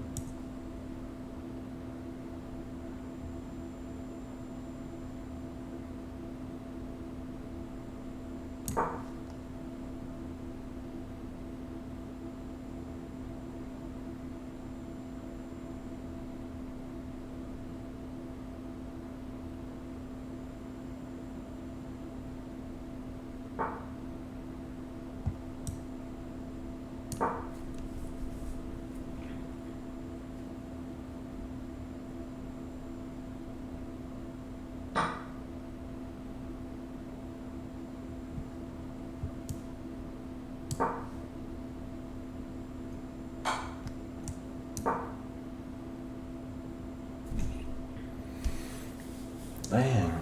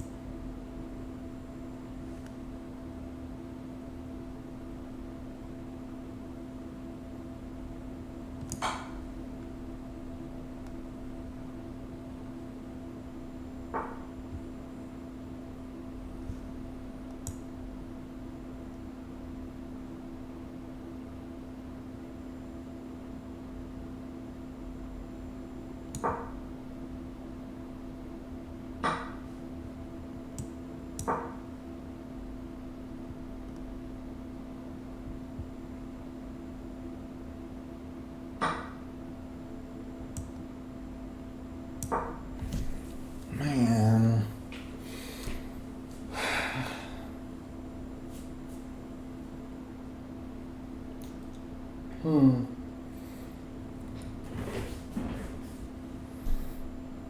But yeah.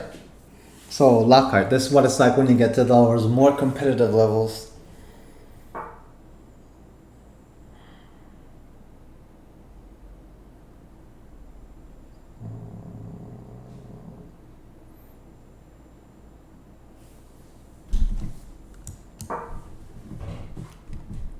I think the most difficult thing is there's just no way for you to read any cues from the opponent, like period.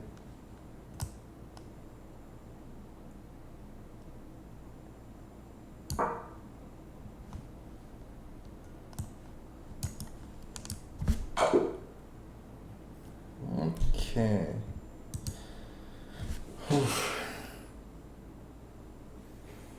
Now I was just saying there's just no way for you to read any like cues or anything from the opponent. Like 0 missed wins, 3 blunders. Alright, let's see. I'm gonna open Magic Arena back up.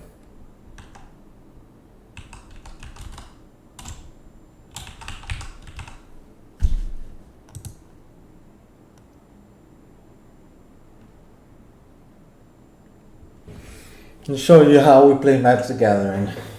Granted, this is just me playing for fun. Kind of showing you how the deck works, but let's see, the format that I play, of course, you know, you spend a lot of money, you can obviously win. But it just kind of gives you an idea of what the game seems like. Instead of just, you know, me trying to explain it with nothing to go off of.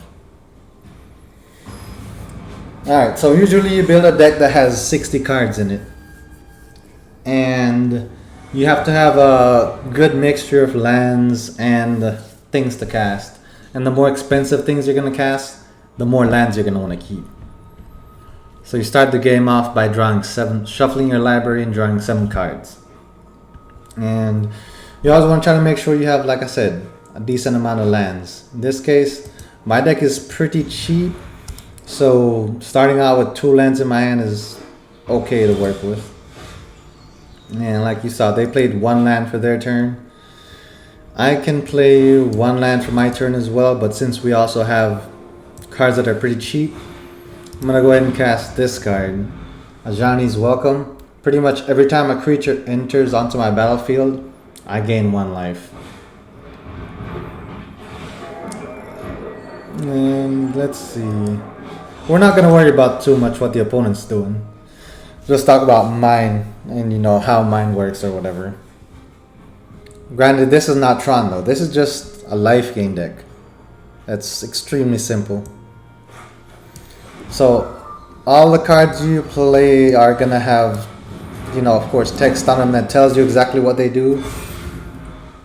Except for your land cards. Like your basic lands, it's just sometimes gonna show you a picture of a land, depending on, you know, what kind of mana it produces. So in order to produce mana, you just have to tap the land and it turns sideways like that. And it adds, typically whatever color is on it, it adds it. And let's see, let's play one for the turn. And I'll play this guy. Alright, so the reason why I'm playing all these creatures and they seem like they're getting stronger is because every time my creature spell enters the battlefield under my control, according to this thing, I gain 1 life. Now, these creatures say whenever I gain life, put a 1/1 counter, which makes them stronger. And all I'm trying to do is to just gain as much life or have as many instances of life gain. So, you know, like how I played this one and it gave me 1, then this one it gave me 1. Their abilities only trigger once each time it happens. So the more times it happens, the more instances of life gain I'll have, which just makes it better. So my opponent has this card, Helioid Suncrowned, which I also have in my library. Whenever they gain life, that card allows them to put a 1/1 counter on one of their creatures. So they're pretty much just doing the same thing that I'm doing, just a different way. So we're both just worried about actual combat damage. Let's see. This card should change a lot of things. Pretty much this says whenever I attack, for each creature that I'm attacking with, I get to put a 1/1 counter on these two. So if I attack with 2 creatures, now I get 2 more counters.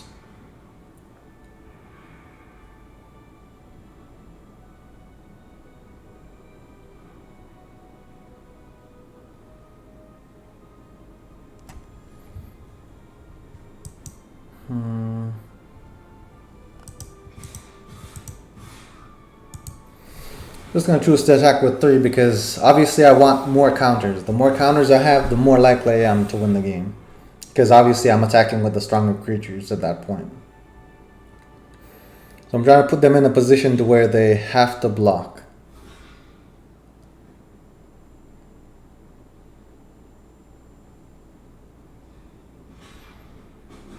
Also, I'm trying to make it to where they don't have a lot of creatures on the board, because the more they have, that's the more likely that I'm going to be the one to lose this game.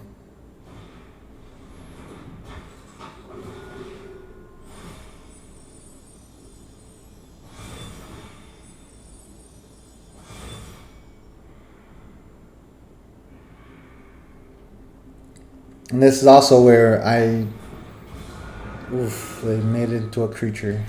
I don't have the option to play slow, because the slower I play, the more likely their stuff's going to get bigger, and that's the more likely I'm going to be the one that ends up losing. So now they have multiple things that turn life gain into counters.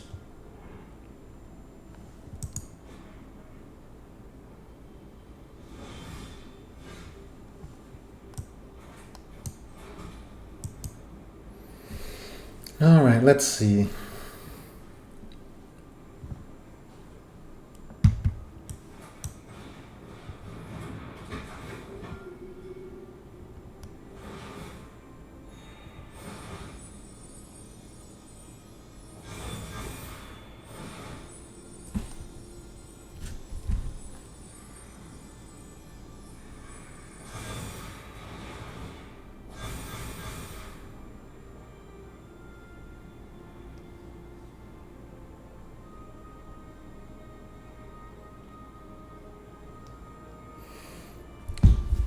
Dang. This really sucks because they have 2 of these guys out. So they're getting twice as much life as I am.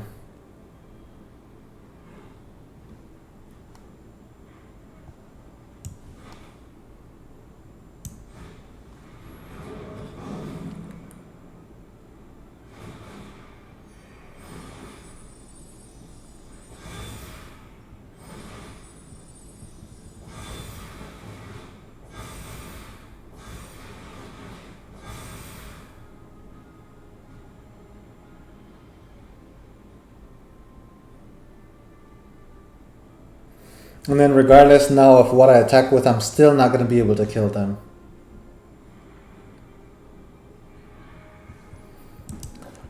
So let's just go with no attacking for this turn.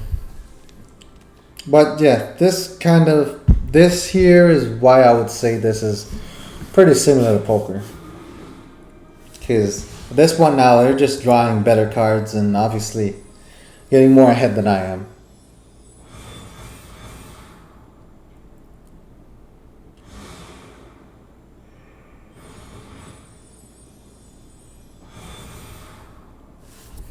But still, it's the same interaction here. Constantly gaining life, but I don't know.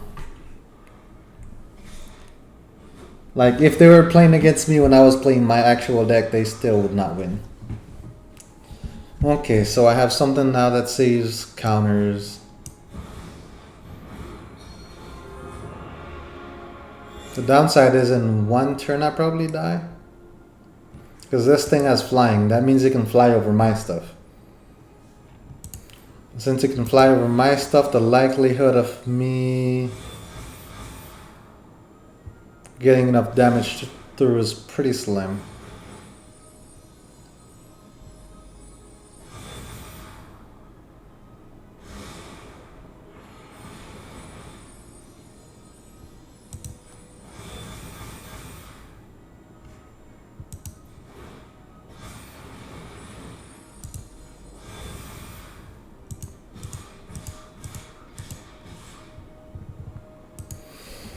Really not much else I can do except fully commit to this.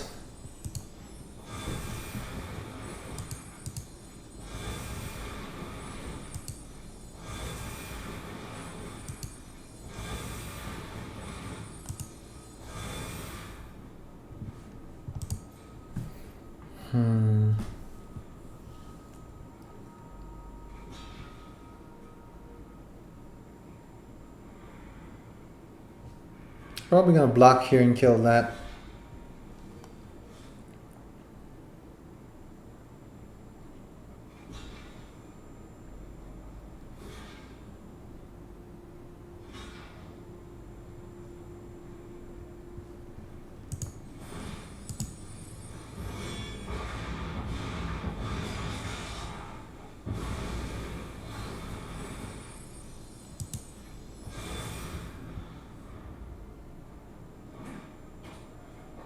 Let's see, that's 37 life, 40, 48. Yeah, that's game. There's no way that I could stand up to the amount of damage that they were about to put through.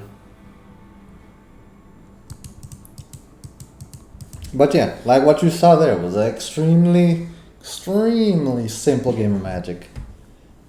But this platform here, I would not use it mainly because of the fact that I'm not willing to invest that much money into trying to get a deck that works perfectly.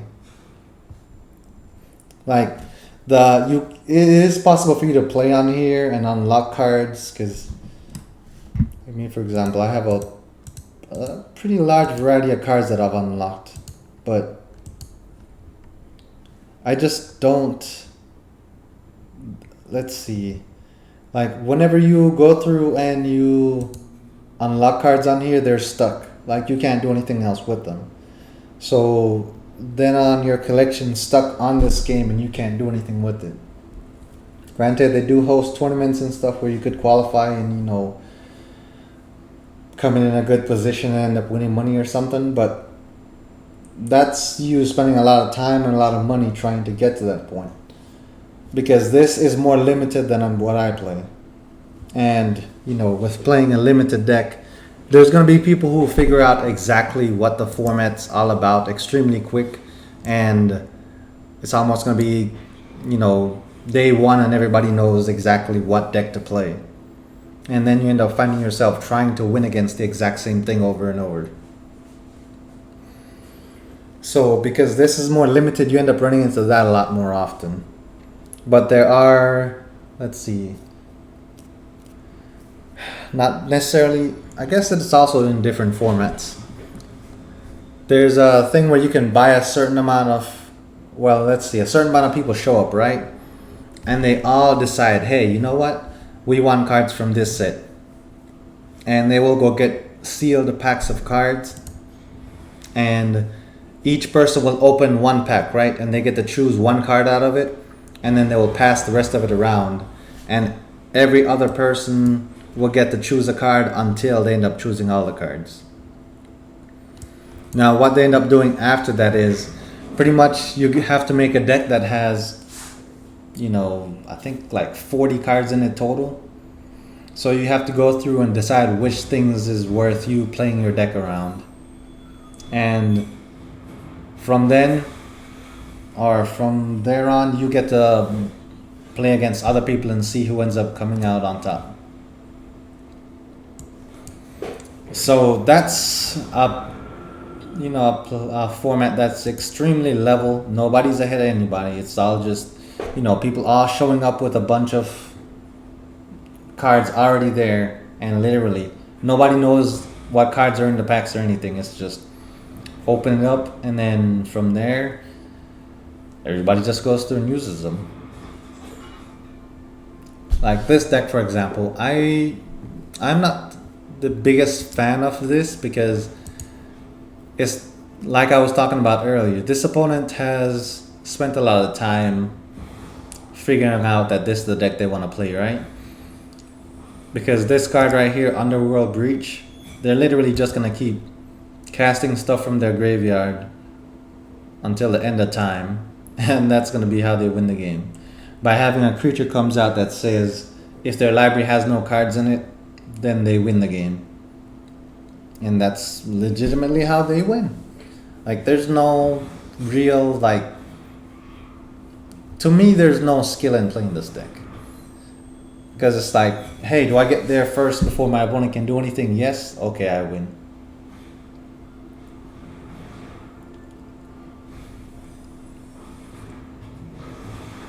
But yeah, literally, there's just... I hate it because there's no real, skill that goes into this. But granted, I get it. People like to play what they like to play. I would be extremely surprised right now if I actually got another turn to play. Because I really do not anticipate it happening. Because I've seen their combo happen over and over again to where it's just not fun to play against. There are decks out there though that have, say for example, this guy has to cast every single spell, right? There are decks out there that counter specific spells. But it's if you're the one that counters spells, it's you're spending your entire game sitting there waiting for your opponent to make a mistake or overcommit to one way of winning, and then you counter it, and then you see if you can get ahead after that. For me, I am not that guy. I'd rather just go all in, and if I come out on top, I come out on top. If I end up not winning, I end up not winning. See, they're already saying good game because they realize that they've gotten everything that they need. I have 29 more cards now. Literally though, they just literally keep casting cards over and over again. And when they cast a card, it makes them put cards into their graveyard from their library. And when their library gets down to 2 or less cards, they will cast a creature card or use this guy. Where it says if you would draw a card while your library has no cards in it, you win the game instead of lose the game. Typically, if you try to draw and you have no more cards left to draw, you lose. But it's just a very unique deck in order to where are geared towards drawing cards, milling cards, and then making it to where they can't draw anymore and they just win. So this is what I was talking about when I said all the cards in the game pretty much just break the game, and you have to be able to use the cards appropriately to where they work synergetically, and that's what gets you to win. So that's where the skill comes in, because let's say this opponent didn't know how to use the deck that they were using, then they would end up losing the game versus winning the game. just because they couldn't, I guess, break the game in the correct way that they need to. Like me, I know how the deck works, or have a really good idea how it works because I've seen different types of combo with the same tactic. Like in Modern, for example, the format that I play, this deck working would not be this slow. It would do the same thing, but it would do it faster. So even if this person was supposed to go against somebody that plays in the Modern format, I'm pretty sure they would have a tough time winning games because their deck list is just slower.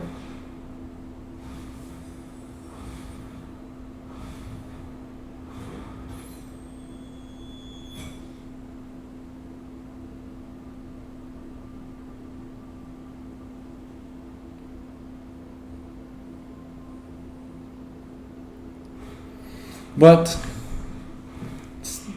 they have 5 cards left in their library. Okay, 0 cards. And now they literally just do this, okay, I guess they have to cast 1 card first.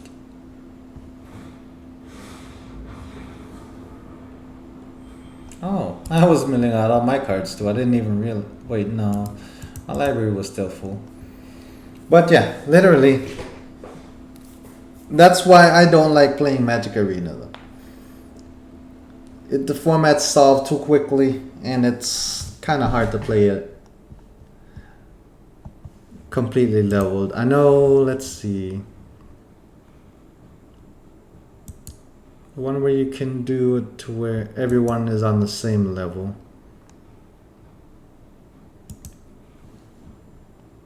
Like, yeah, the Seal Dominaria event. Basically, it's just you, like I was saying earlier, you show up, they give you random cards, you choose what you want, everybody does the same thing, except the card pool is already there. And then after that, just play and see how you do. That's where the skill comes in, but even then, if you look at the cards enough when the set gets released, you know exactly what to take. It's like, even if you're playing white, and you see this blue card that's just extremely great, and you know everybody's going to want to buy it, it's like common sense is you take that card. Or some people go to these events and just buy the cards and leave, because it gets them to get the cards a lot faster than most other people. But I'm going to close that and go play what I actually play. Like, let's see. So me playing Magic Online, like I was saying. Alright, these things, typically if you win 3 and 2 or better, you end up getting a chest. And it's like worth $2.50 or somewhere around there. But you can sell it and you end up getting tickets. And you can sell these to get actual cash. Now as far as the deck that I play, oof, definitely not this one.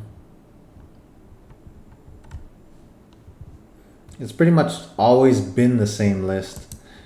So I end up naming it a bunch of just Tron Walkers something. Like I'll change 2 or 3 cards and call it something else. But the reason why I say that, especially in a Tron versus Tron matchup,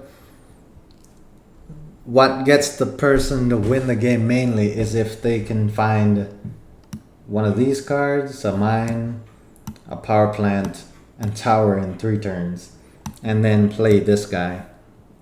Typically, if you do all those things, you just win. Like, there's almost no way the opponent can come back. The reason why is, like you saw earlier, you can only play 1 land per turn, right? Now, this deck revolves around having 7 or more mana available to you.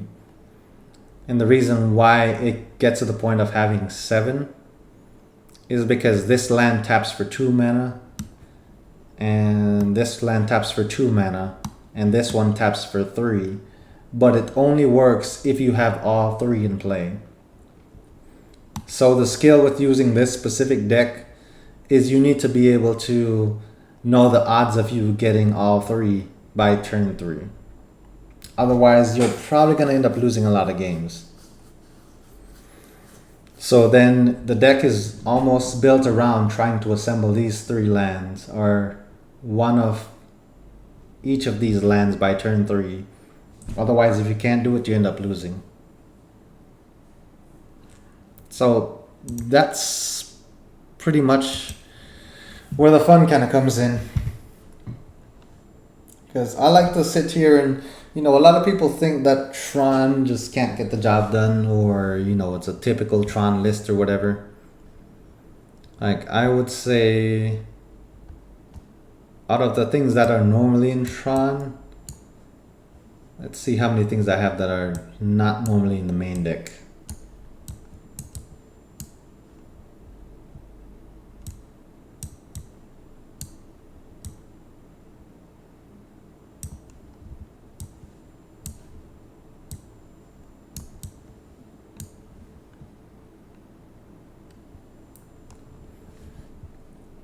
So I have about 14 cards that are not typically in Tron decks.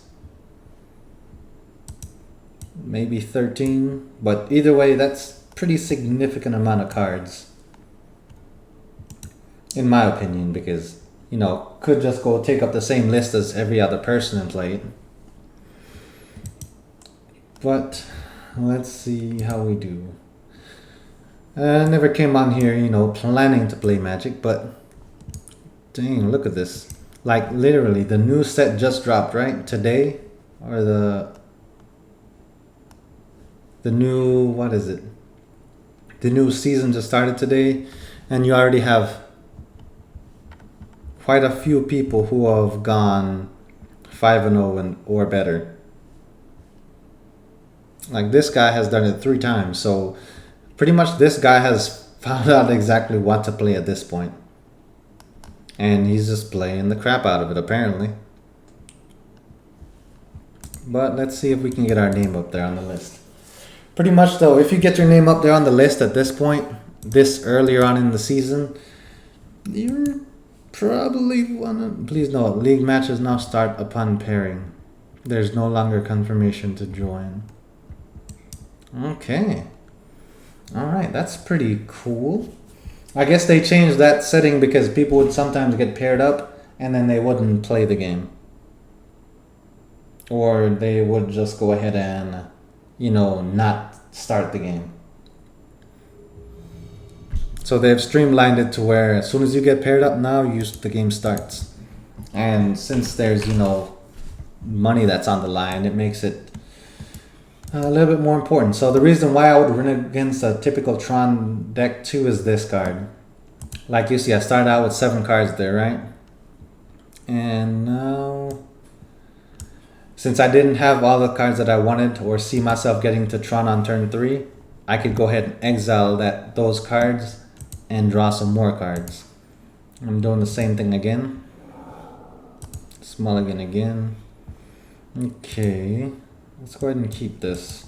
Let's get rid of a mine and walking ballista. I'm trying not to play too slow here because one, I don't know what my opponent's playing yet. And that means that I don't know how long this game is going to take.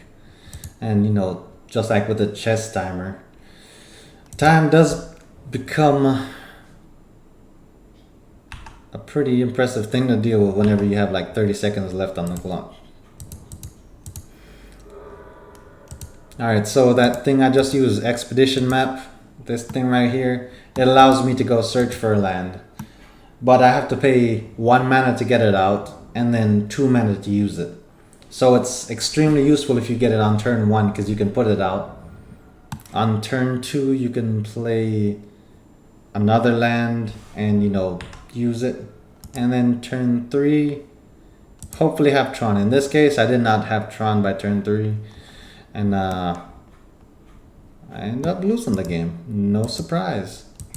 Because my opponent, they're only playing something that has small creatures in it. Like 1-cost cards, right? Or I guess 1 2-cost card. But their literal game plan is to just play cards, just hit you in the face as much as possible and hope they win. Like, there's no strategy here. Except just be fast. Okay, so these are not gonna be that great here. Just because of the fact. Normally these stop my opponent from attacking me based on how many cards are in my hand. And you know, because I can ideally manipulate how many cards are in my hand. Usually I can stop people from attacking me. But in their case, they're just so fast that I don't even have time to do it.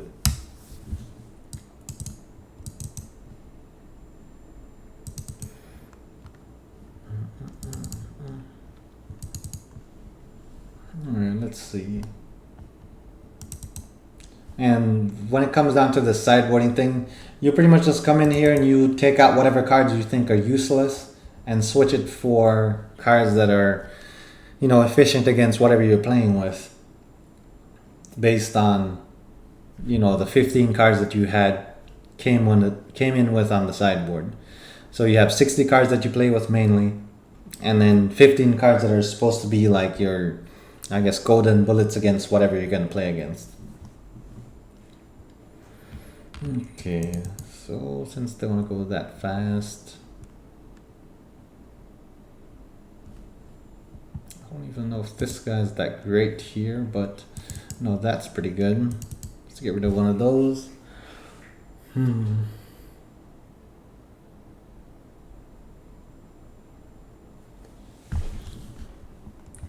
But like everybody's gonna be playing decks that are this quick right now just because they want their name on the leaderboard. Let's go ahead and keep this. Because at the end of the day, if you get your name on the leaderboard this quick, you've obviously done something that a lot of people sometimes spend years not doing. So that's why it's kind of hard for me just to say it's based on, you know, just luck of the draw or whatever, or just having the best deck list, because some people spend a long time playing and still don't end up going 5-0. Some people, on the other hand, they just pick up a deck and they just end up getting 5-0 with it easily. Like this 1-cost card right here. Pretty much just a 1-cost creature that when it comes out, they get to attack right away because it has haste. Like, look at this. Played 3 cards on turn 2. Alright, let's see. Do we get the last piece of Tron? Even if we do, it's not guaranteed that we're gonna be able to win. If they end up playing another one of these guys, then I think we'll lose. Pretty much what this guy says is when he enters the battlefield, if they had paid the surge cost, which is 2 mana, every creature gets +1/+0 and gain haste, so they cannot attack it, you know, as soon as it hits the battlefield. Alright, I'm down to 4 life. Okay, Goblin Grenade. Alright, so this Goblin Grenade, it pretty much deals 5 damage to me, and they just have to sacrifice a creature. And it's a 1-cost card again at that. So literally just had to play that card, fling a guy at me and kill me. Let's see. Either way though, kind of based on just luck of the draw, and if you have a deck that just happens to work out good.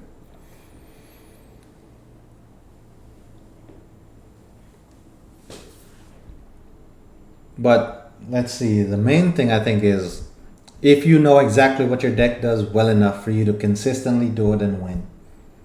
Because that guy I played against just now, if he had played those cards incorrectly, there's pretty much no chance that he would have won. But since he played so efficiently because he knew how the deck worked, that's why he ended up winning the game. So that to me is where the skill comes in. It's just based on how much time you've played the game for you to know more and more interactions of how cards work. And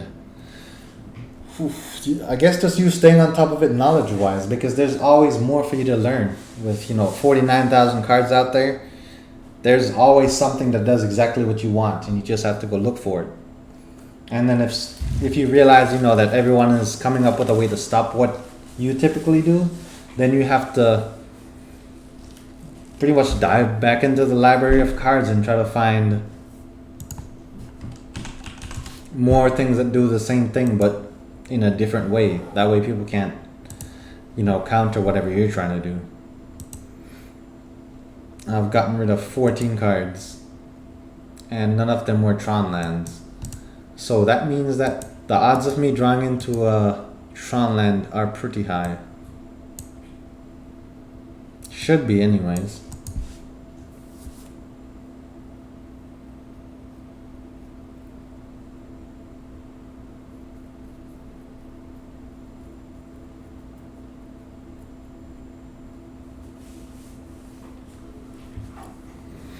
Okay, are they playing Murktide Regent? Maybe. Or Ledger Shredder?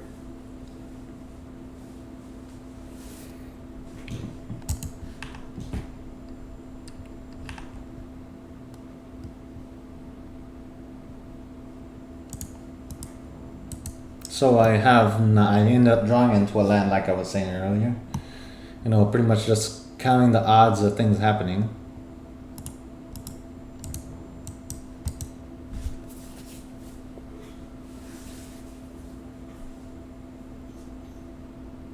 Expressive Iteration or Ledger Shredder. Oh, Ravagan. So I guess that means they have a Spell Pierce in hand, which is something that says that they counter a non-creature spell that I play unless I pay 2 mana for it. And if that's the card that they have, so be it. There is a way I could stop it by, of course, you know, waiting until next turn to play this card, but I don't have the luxury of just sitting around not doing anything. Ledger Shredder. Okay, they probably have Spell Pierce now if they didn't have it last time, but we don't really care. We're just looking for our lands. I get all 3 lands out on turn 3 successful, but we don't have the means to win the game yet. Now we're gonna have to try to play something that gets us ahead. And in this case, it's gonna be this guy that's a 10/10. Because whenever I play it, as soon as I cast it, or, you know, pretty much say, hey, I played this card, I get to remove 2 permanents from the field on his side. Or his or her side.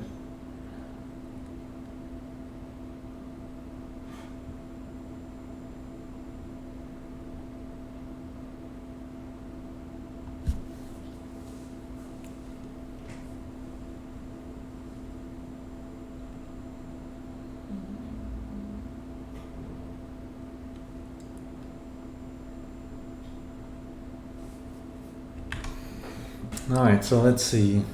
They're only attacking with small creatures, but their deck is built around just slowing down the opponent until they win. So that being the case, they don't need a whole bunch of huge creatures out here to get the job done. Just be able to accurately decide what they need to get rid of. And there they go. They end up conceding. But knowing that they're playing that deck list, let's see what things we need to get rid of. We know we could trade this out, because the one card we're going to name for them not to be able to use an ability of it is Otawara Soaring City, which is just a land that bounces something back to our hand. And what we're trying not to get bounced back to our hand is this card. Because if this card's out, they can't attack us with anything that has, you know, large attack power.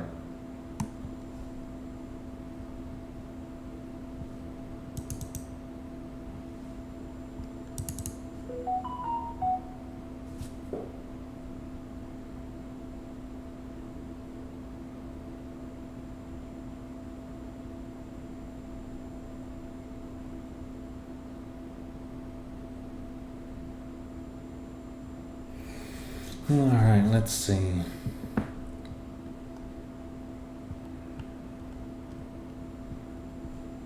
I guess we can get rid of this twice, and then what else to get rid of?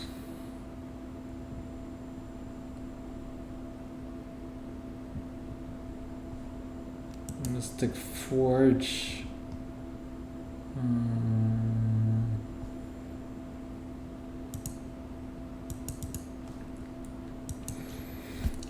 Alright, this is where too kind of the luck comes in, because even though I know what they're playing, the odds of them playing exactly like I'm thinking are kind of slim to none. Because I'm going to look at it from the worst case scenario. If I imagine that they have everything that they need, then obviously the game's just not going to go in my favor. Alright, so once again we saw 14 more cards than the average player so far. So seeing that many more cards makes it extremely easy to count the odds of everything happening that we need. In this case, everything did happen. So we saw 28 cards in the very start of the game, and we have all 3 lands that we need. So now we're just sitting here waiting on pretty much turn 3 in order to just go ahead and play whatever we need to. Which, at this point, we have to draw into something, because this card costs 8 mana and we only have 7.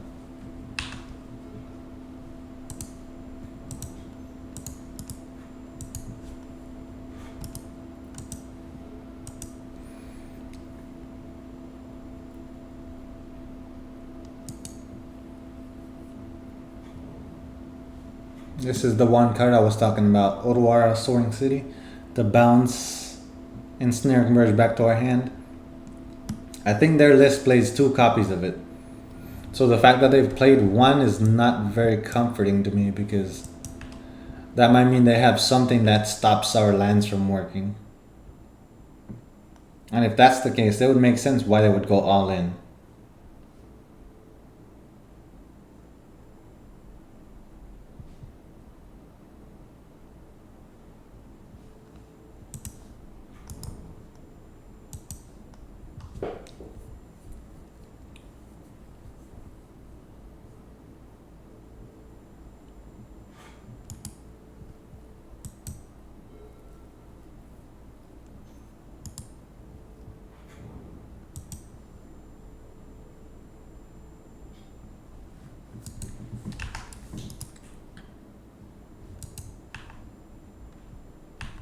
Now let's see. Every time this creature right here hits me, they get to take the top card of my library and exile it, and then they get to play it. If they so choose.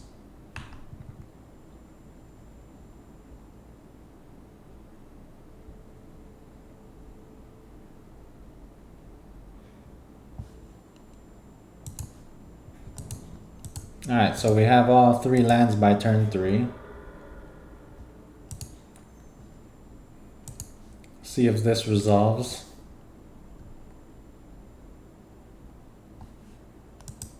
What we're looking for now is an Ensnaring Bridge, but we only have 1 more copy in our library.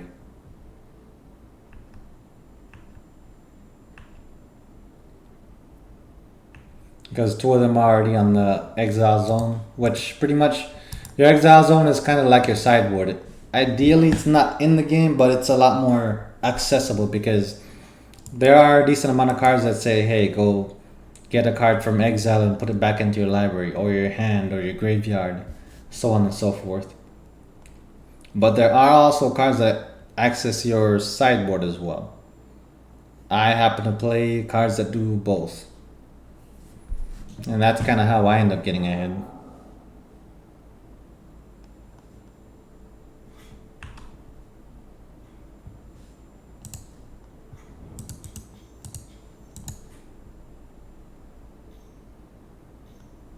Okay, well they countered that. I have absolutely nothing that I could do now. So they have 2 more cards left in their hand.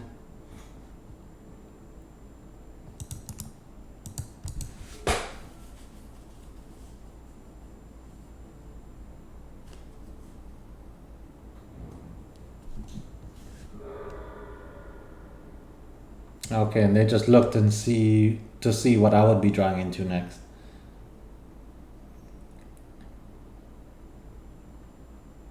I have seen it before where people have chosen not to attack me because since this Exiles is the top card of my library, I've seen it to where they were like, okay, you know what, let me look what's on top of your library. Oh, we don't want you, or we do want you to draw that, so I'm not gonna attack with this guy. Pretty much just buys them doing some extra damage. So I have seen people do that, so it's a pretty pretty interesting tactic, but it gets the job done.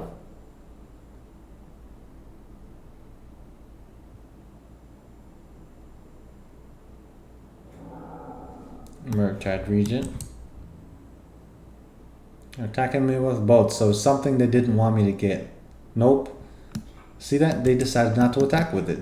Like, that's not a strategy you see from the everyday player.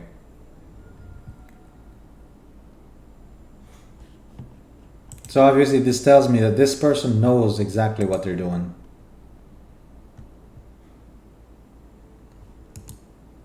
That's game.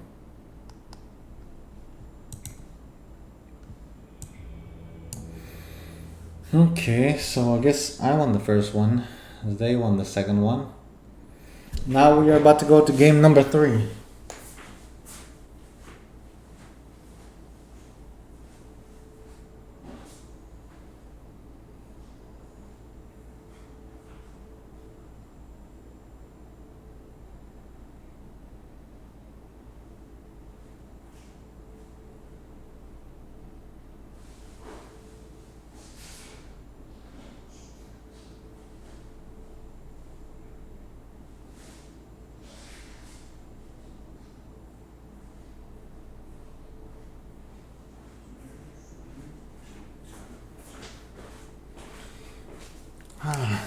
Man, it's kind of crazy because I know I cook a decent amount to bring to work, but me just by myself at home, I end up not cooking them often. Alright, I have 2 pieces of Tron, 1 way to draw 1 more card. Likelihood of me getting Tron in 1 turn are not 0. I guess that's maybe a bad way to look at it. Maybe I should say the likelihood of getting Tron on turn 3 is definitely there.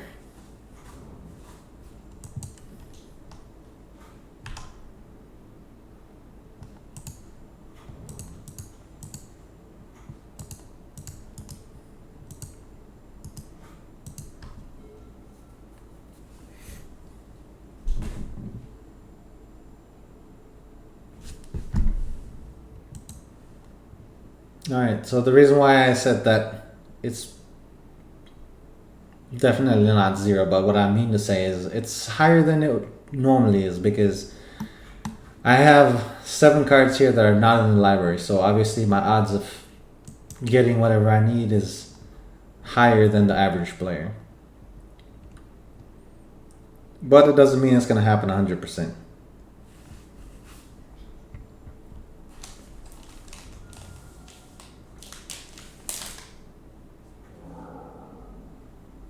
They end up exiling a mine, which is not what we needed, so that's good.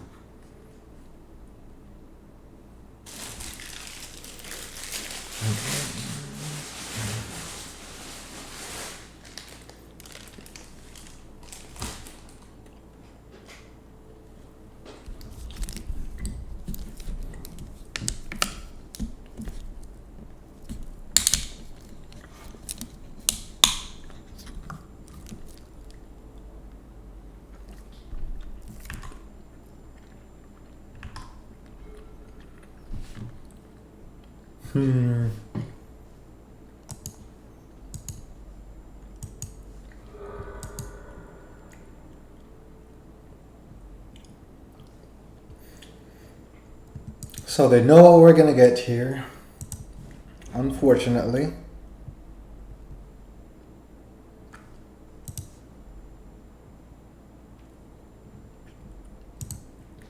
Let's see if it resolves. It does. So it's a mine tower. Let's get a power plant.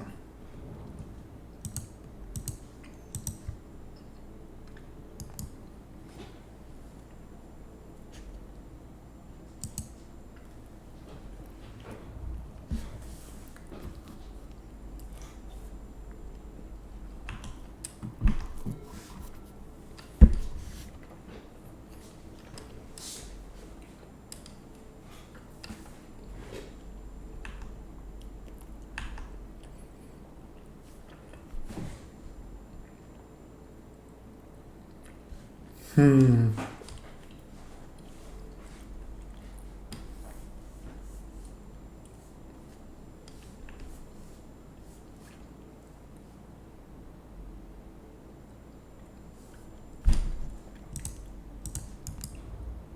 Maybe I should not have played this card.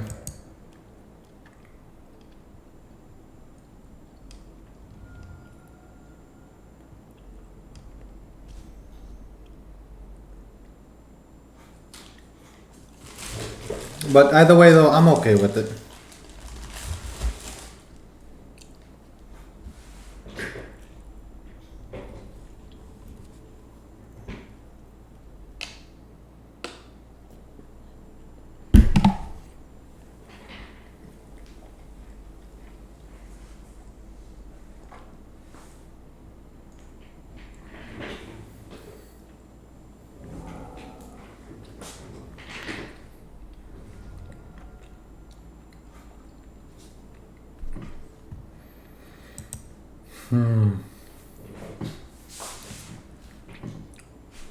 Now they have 5 cards in hand.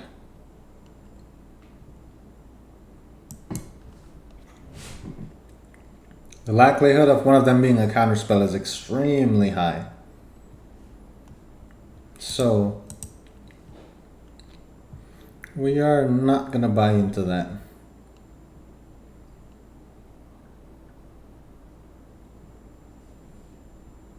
Because if we play this guy, they could counter it. So let's play this first.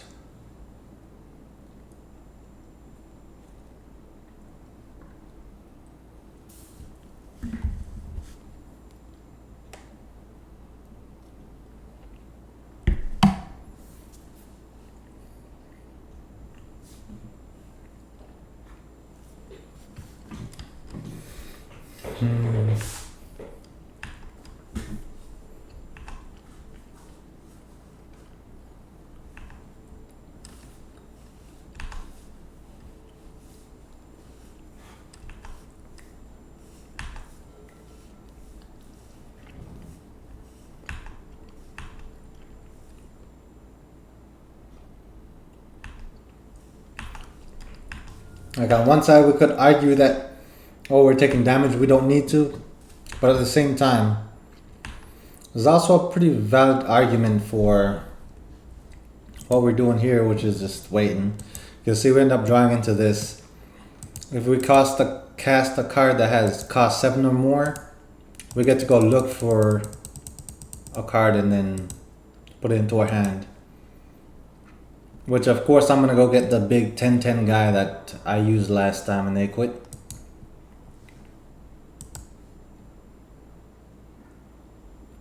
And then they try to make us pay 2 more mana extra. I have 1 right here and 1 right here I could tap. But that's not the case.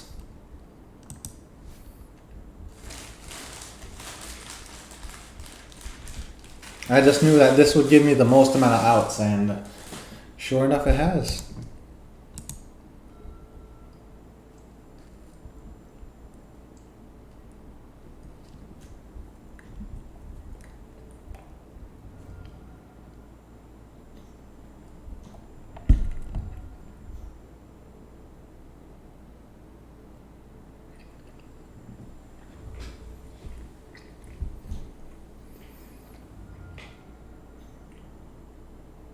Wow.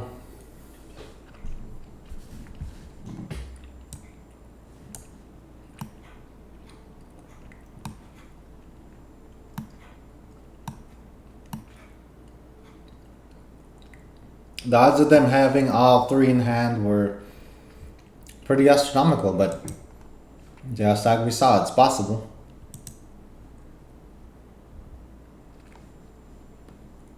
Like I never would have imagined they would have all 3 of those. That was 12 minutes for that game.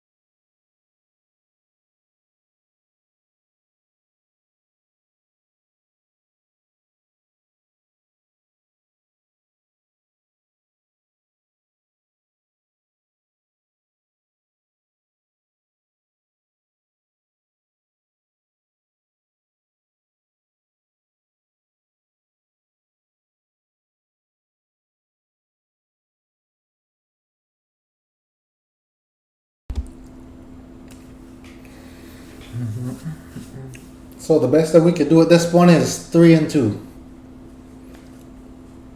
Like usually when new sets get released, I try not to play too much because everybody's gonna be playing fast decks. Or the top tier deck. That being said, I really want no parts of it. Alright, exiling 14 cards so far. 2 pieces of Tron right here. This can go find the last piece. Let's keep. So on turn 3 we can play this guy. Turn 4 possibly this guy.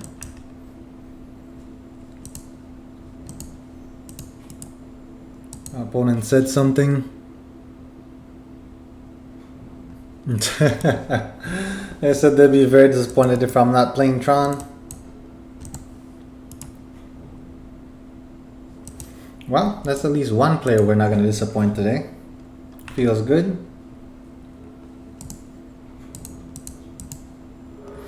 Alright, so it's a power plant tower. Let's go get a mine.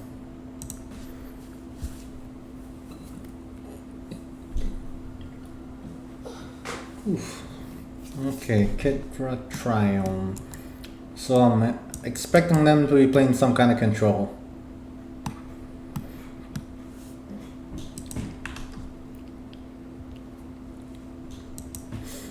Alright, let's see.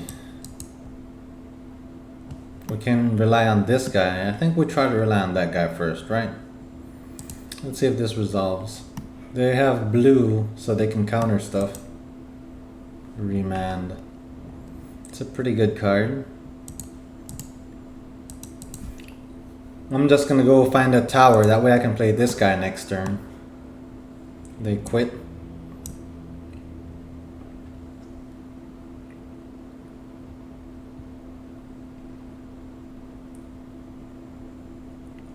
Surrender monkey.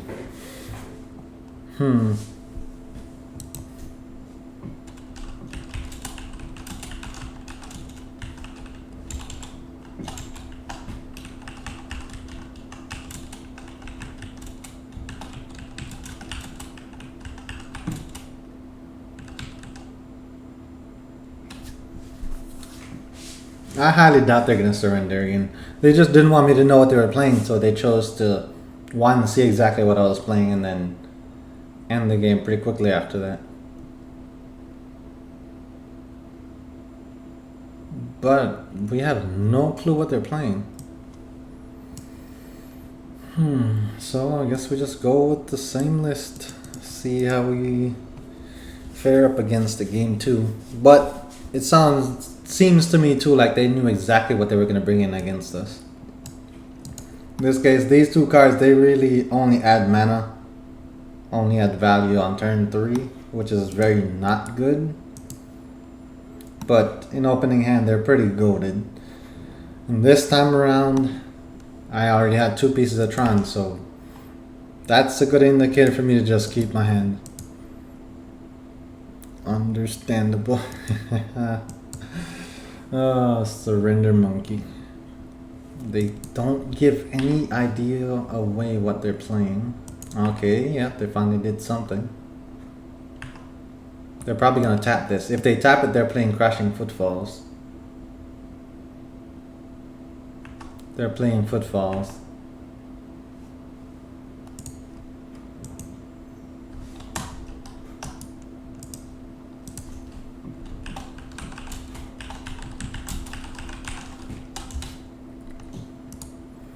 Like, Footfalls is the only deck I know that plays Fire and Ice.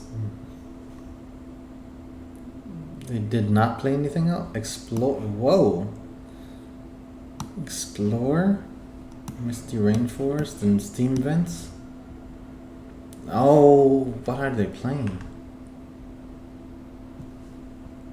Well, now we have Tron online, so let's go ahead and take a peek at their hand, if they allow us to.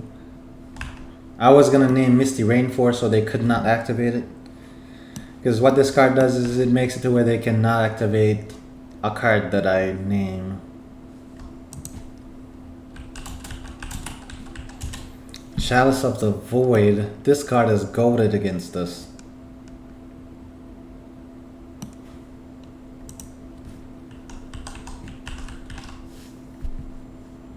Scalding Tarn.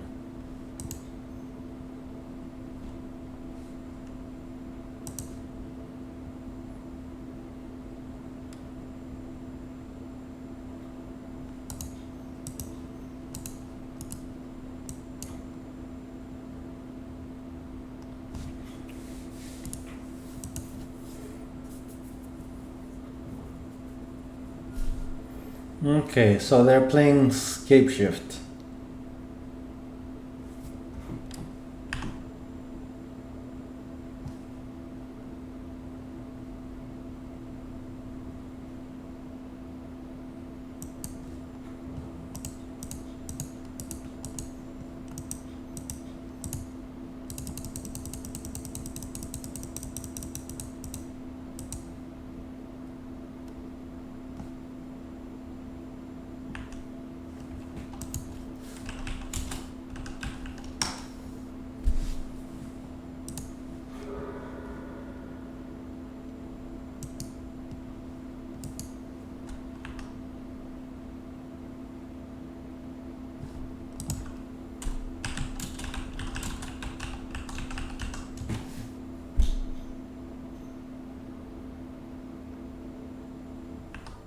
I thought it would be Tentacle Monster.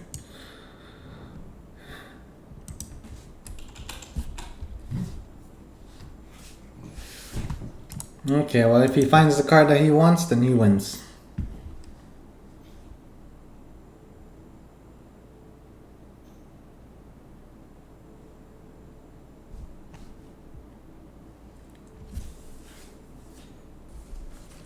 Pretty much he's looking for a card that makes him sacrifice lands, right? And then he gets to go find other lands. From there, here's the land that says anytime a land enters the battlefield, I get dealt damage. Then they all deal, it triggers over and over based on how many he sacrifices and puts in. And then I just die.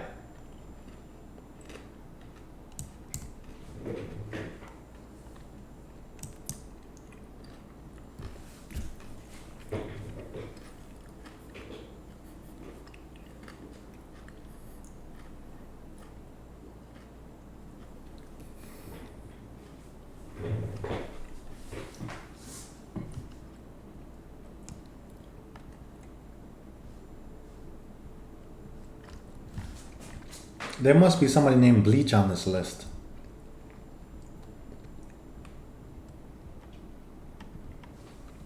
Nobody named Bleach on the list?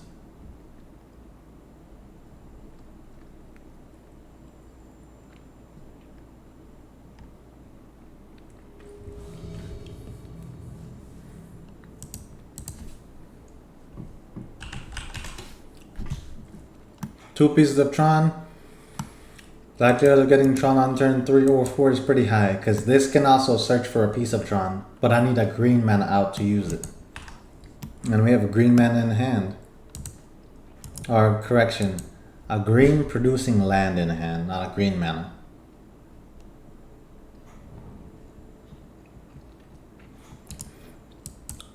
Try to stick to politically correct terms, that way we don't confuse too many people. Is this Murktide again? Yes, it is Murktide again.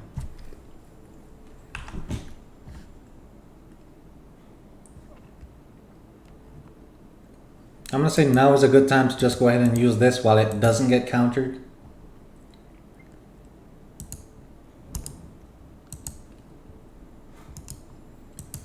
At least that way in 2 turns we know we have Tron online for sure, versus hoping that they don't counter a spell. And with that being said, we also do not need to play any cards. So after we play our second card each turn, this guy gets stronger. He gets to Connive, which is they get to look at the top card of their library, and if they don't want it, they get to put it in the graveyard. So basically it just helps them draw a whole lot better.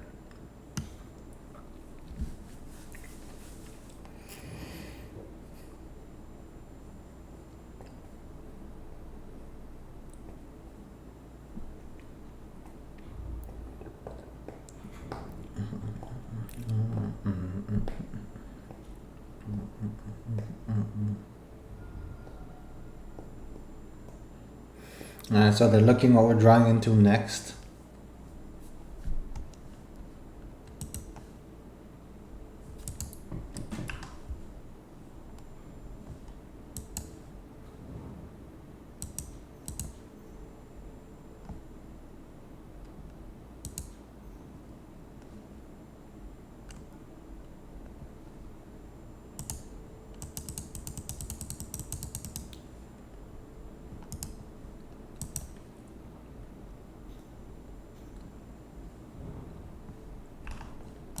I'm not surprised they countered that. That thing gains me 6 life each time it hits them.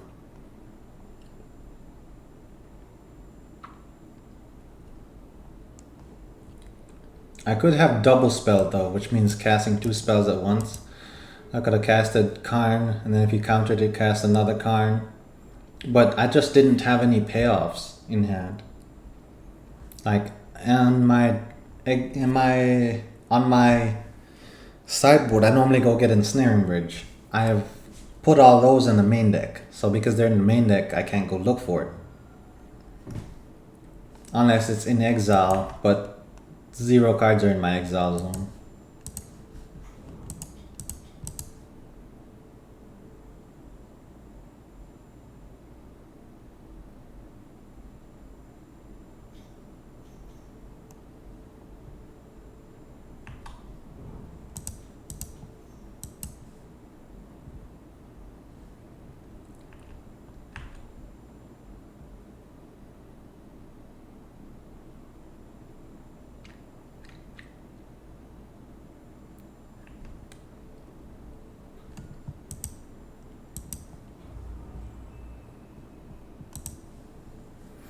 Let me go get a card from the exile zone. What do I want to get?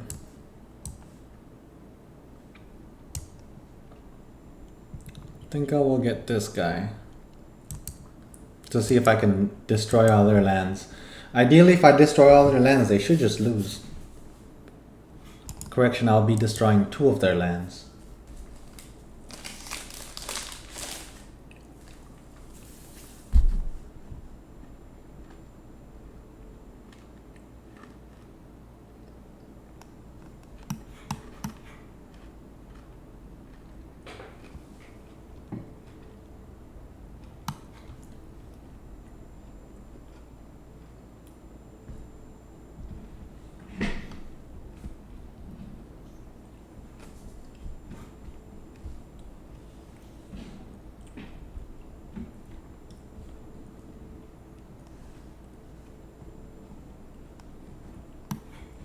Alright, so when this enters the battlefield, I get to destroy 1 land of each type. This is 2 types right here, so I get to destroy a mountain, island, and a forest, I guess. So I end up destroying my own land consequently.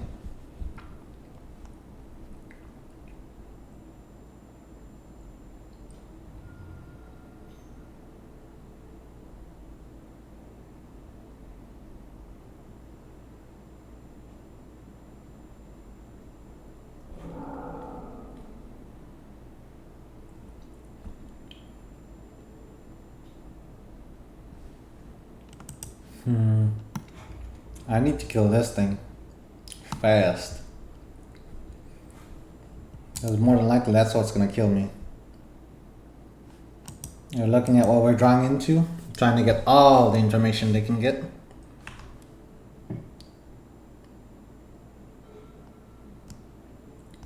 And then Snaring Bridge.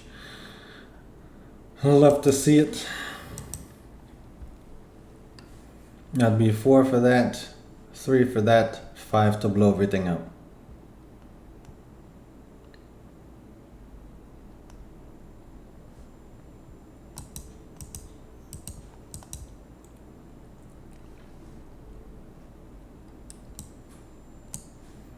Seven for that, 3 for that. His power is 4, I can't attack.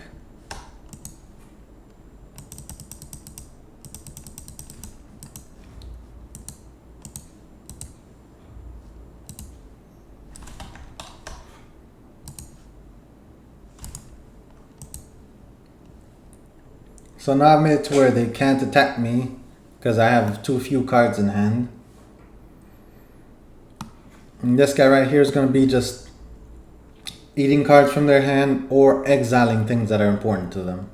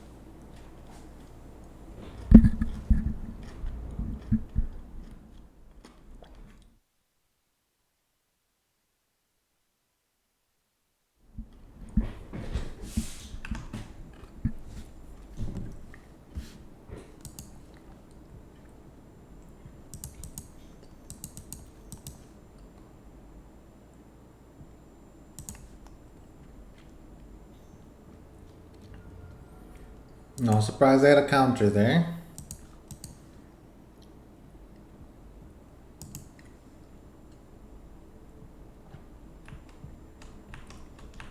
I know they can get rid of one bridge. I highly doubt they can get rid of two.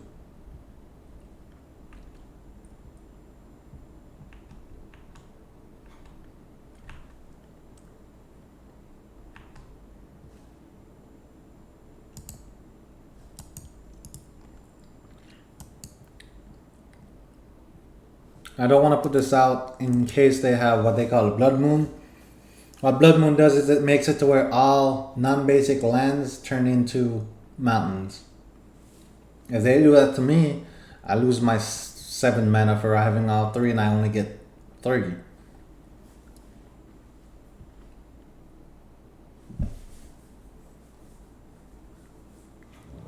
Huh, they had the one card that they could play. Literally, the one card that can deal damage to me. Which is why I was considering playing this, but I think the upside is just better not playing it.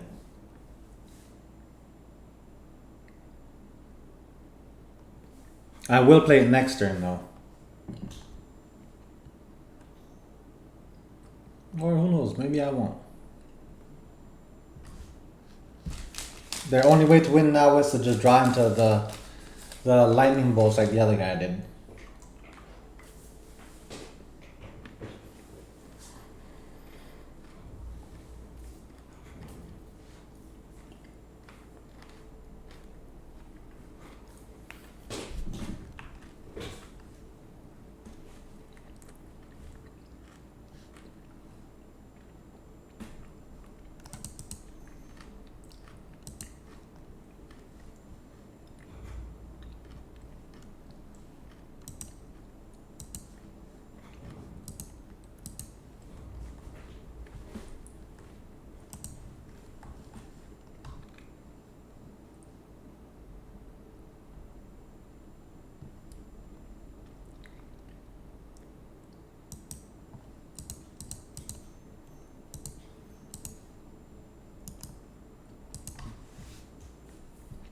If this card resolves, the game is over because they stop drawing at that point.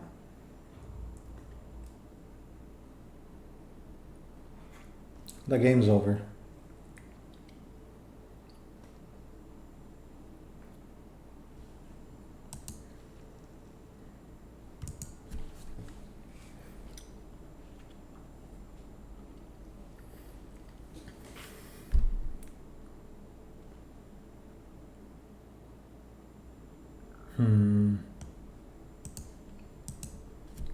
Because they can't draw any cards, and they're going to end up losing cards each turn.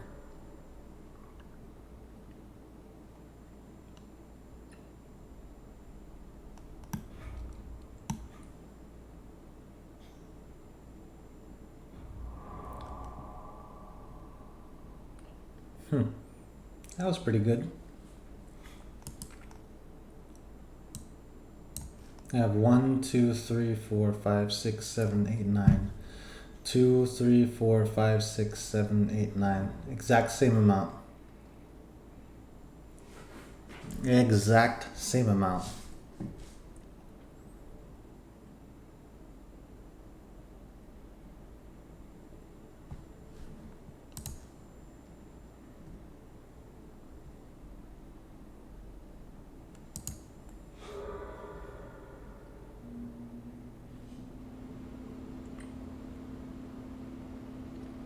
The only thing is I can choose when to sack this. They can't.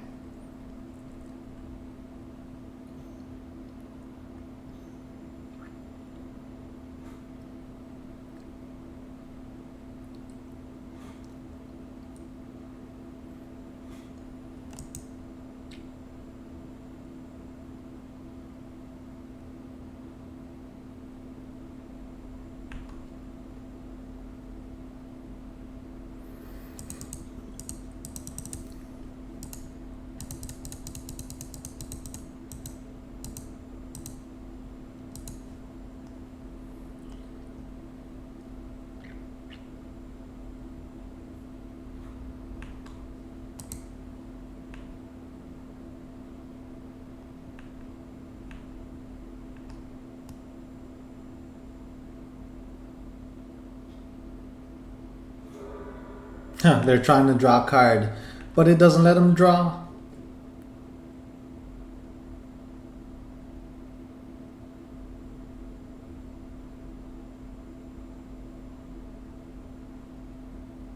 And they quit finally. Alright. Alright, so we know we only want to name Otawara Swing City. We know Ratchet Bomb is useful here. O-Stone is useful here. Walking Ballista is definitely not too bad. Take out Carnes. What else? What else? Our dex is at 60 cards already, which is ideally what we want. But is there anything else to change? And I would say no.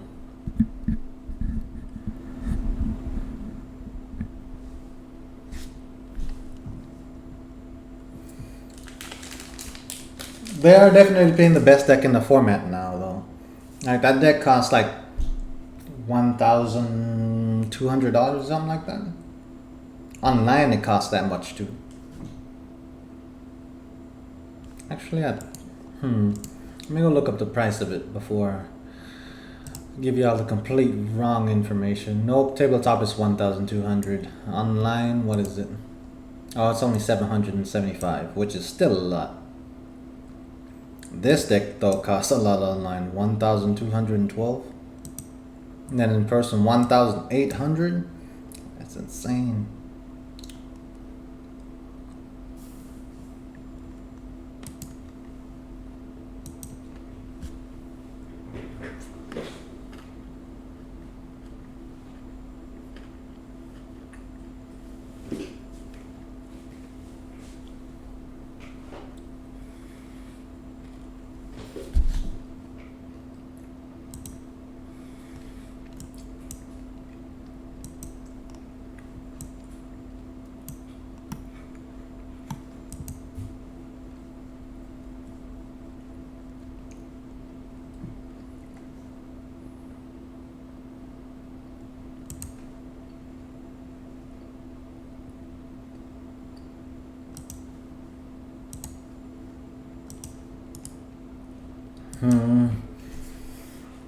Maybe I got rid of the wrong card.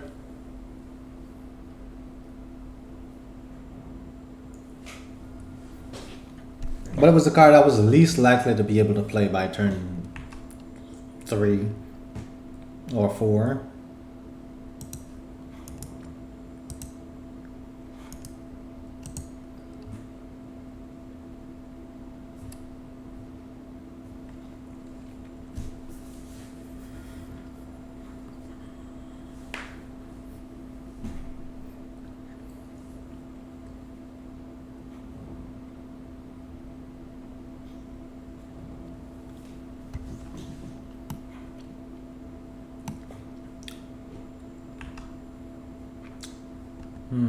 I guess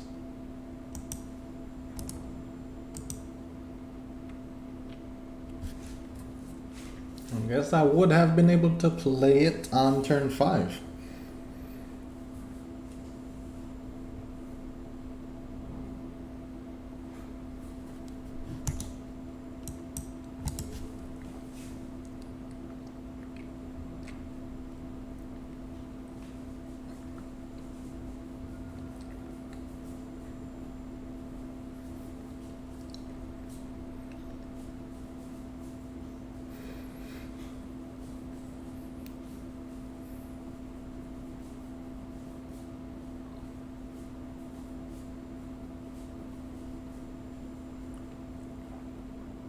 Shi Yuan. Hui Yuan. Interesting name.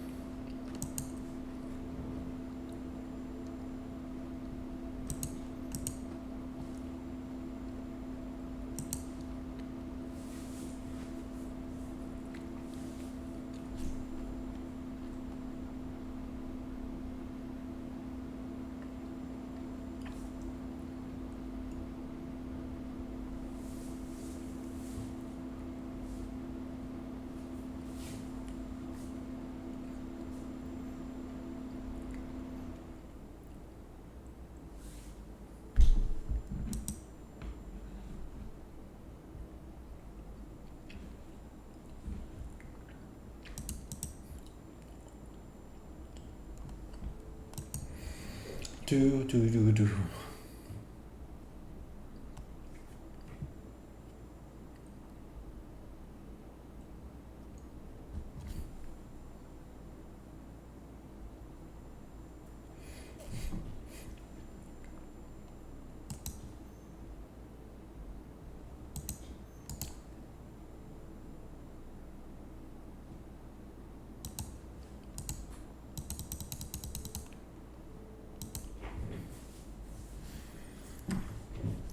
I first wanted to play that, which can destroy everything in play, every non-land permanent. But if I had, then that means that they had one free turn where they could have done whatever they wanted. And we can't have that. So I chose the offensive option. Kill this guy.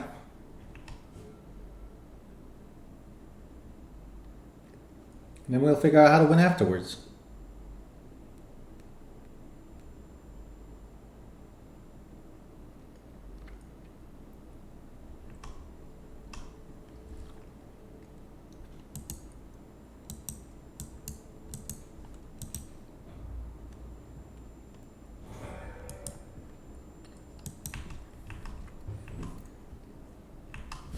And then we only end up losing 3 life, but just 3 life, we're still gonna be able to get back ahead.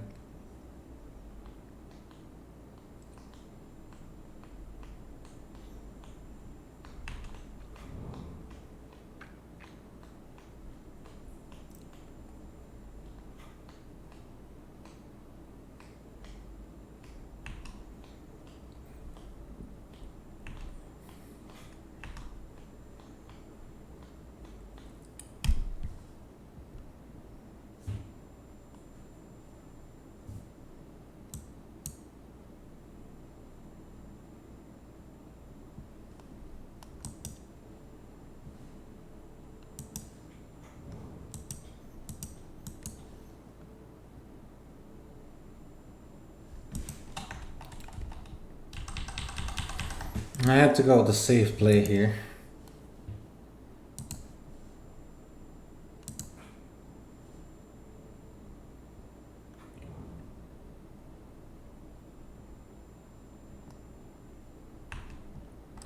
Had to go with the safe play. I don't have enough mana to cast this, make sure I have backup for it, and still recover next turn. So I just chose this, which is the nuclear option, just kill everything.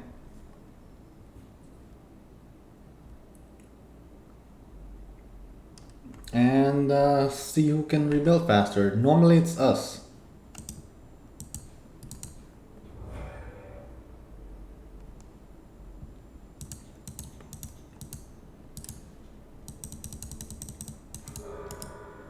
Like, our cards are usually a lot more impactful than theirs are. So, riding on that logic, I'm gonna see if we can get there.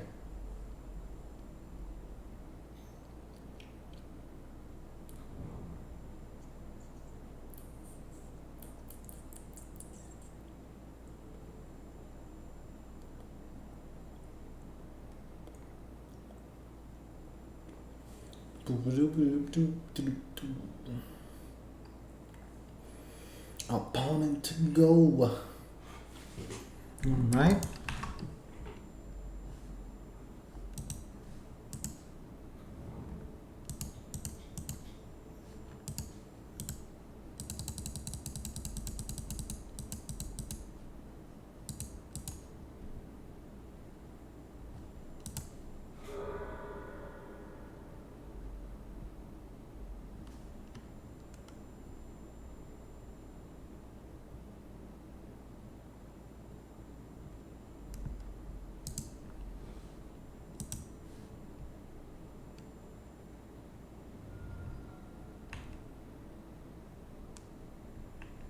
Dang, don't tell me they're countering it.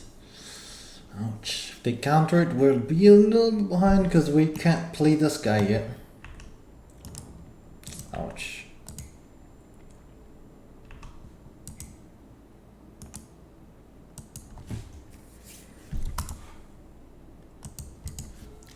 Dang, that sucks just a little bit. Just a little bit.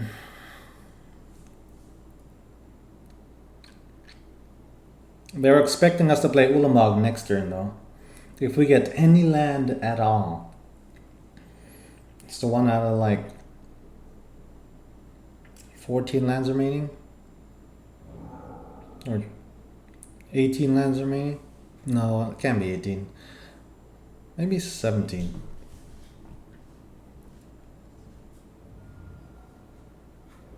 Now they're choosing not to play their Murktide? Oh, nope, it looks like they're going all in. They have no choice.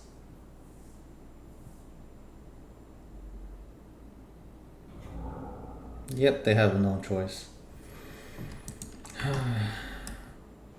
Oh, we got land.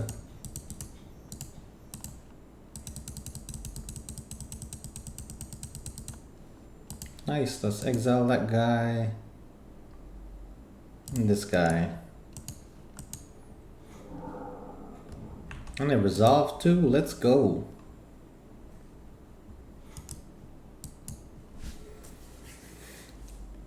Alright, so every time we attack him, that's for 10 damage. Plus, they exile 20 cards. We're gonna play another Murktide. I guess they can also have Ottawar, the Soaring City here, but I doubt they would use it. Yet. Let's go ahead and attack first.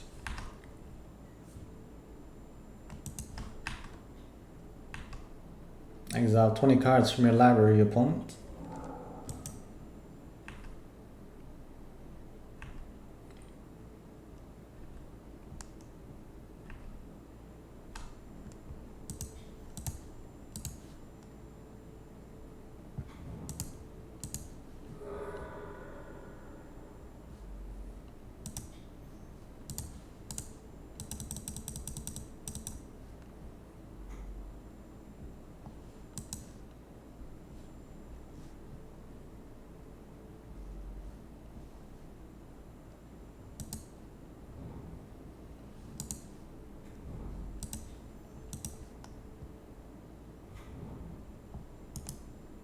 Now let's see what they had in hand.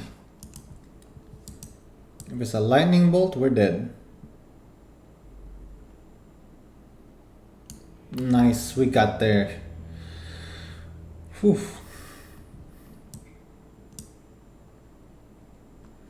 Alright, so we'll come down to the last match. This whole time I didn't even check if my chat thing was the right size. Oh well. No, this probably wasn't the right size the whole time. Alright, good luck, have fun. We are both 2 and 2, so perfectly matched. I have no idea what they're playing, but they probably have a decent idea what we're playing.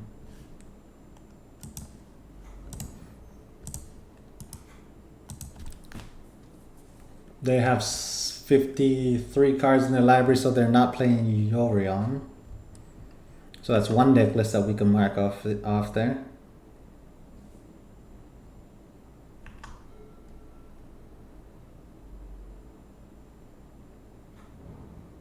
They're playing Infect.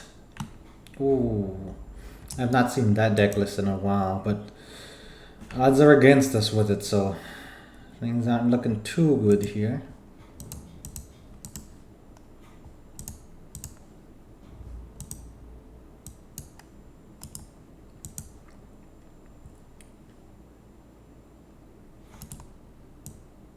This card is the gold mine against their deck though, so while their deck is good, we also have things that can make us not die as easily from it. It's just going to be a case of, do we get there before they do?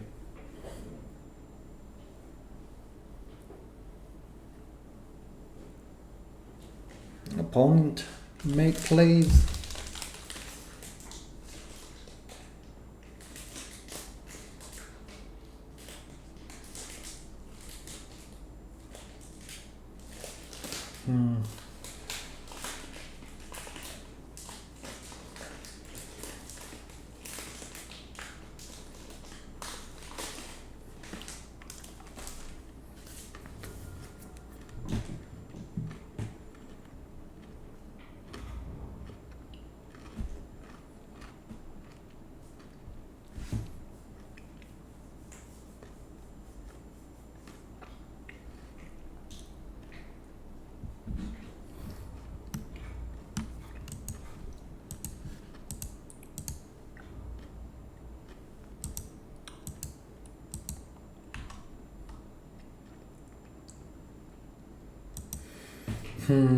Let's just draw and see what we get. Nice. Tower, power plant, let's get a mine.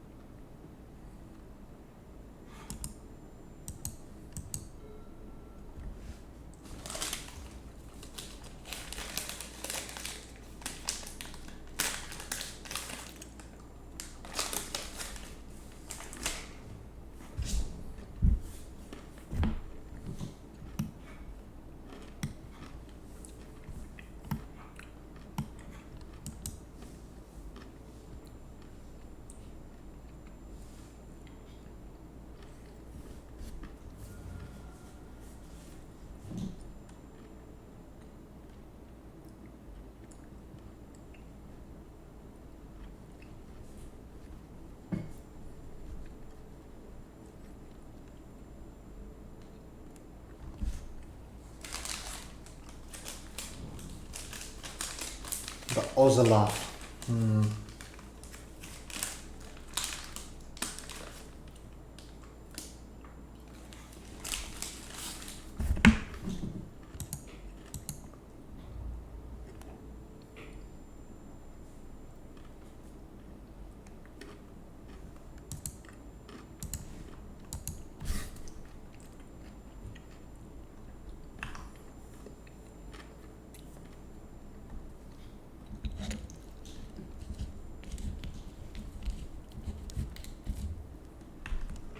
And it was pretty good on their part.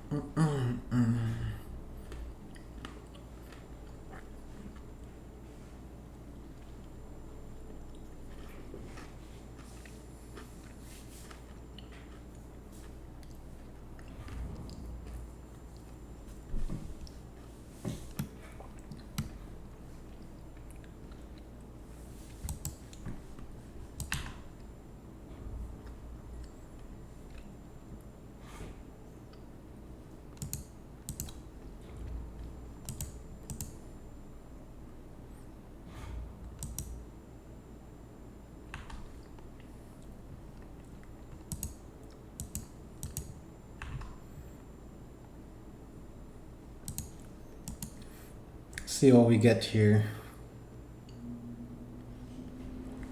Spyglass and Star.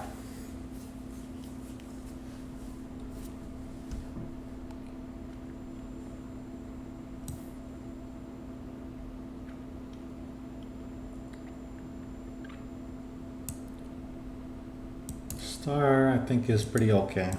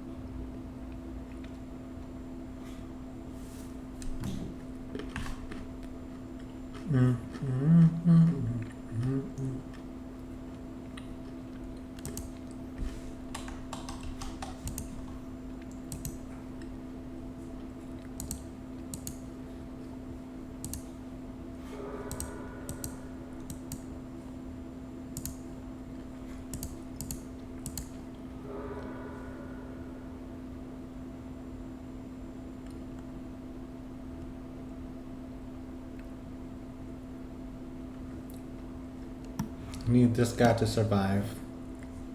I need to have a blocker as well. And I have one more card left in hand. I think we can risk it.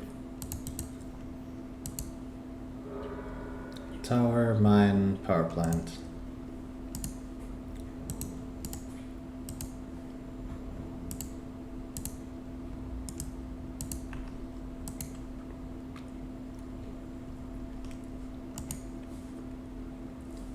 We still get to possibly draw a card when this hits the graveyard, so that's nice.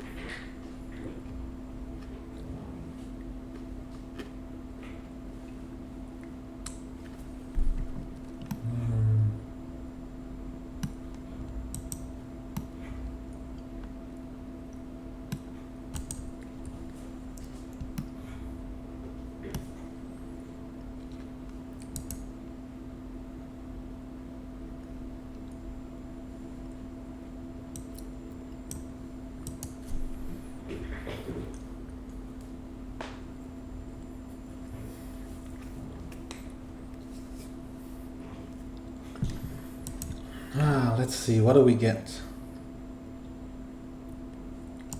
Forge is not bad. Ballista's not bad.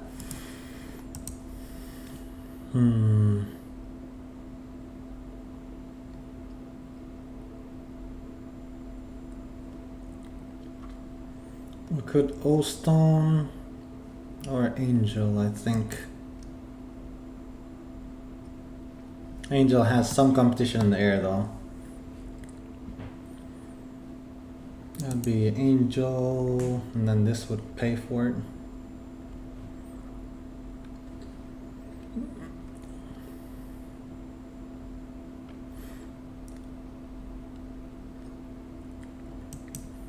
Yep, I think Angels are only guaranteed out here because it's an anti-lose card. So while we might not be able to win, we'll be able to not lose.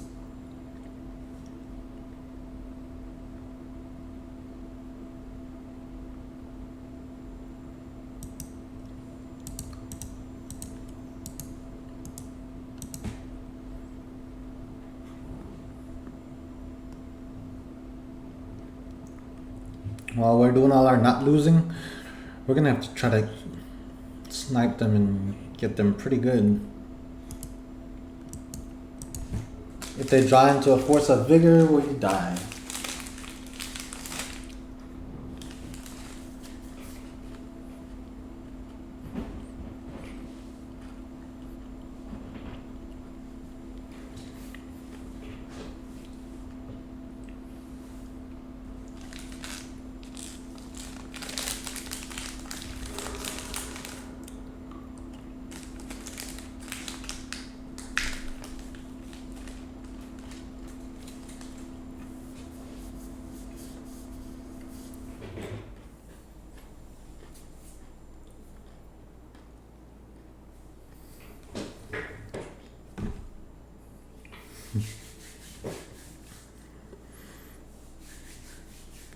Well, Karn's dead. And I'm taking a lot of damage to the face.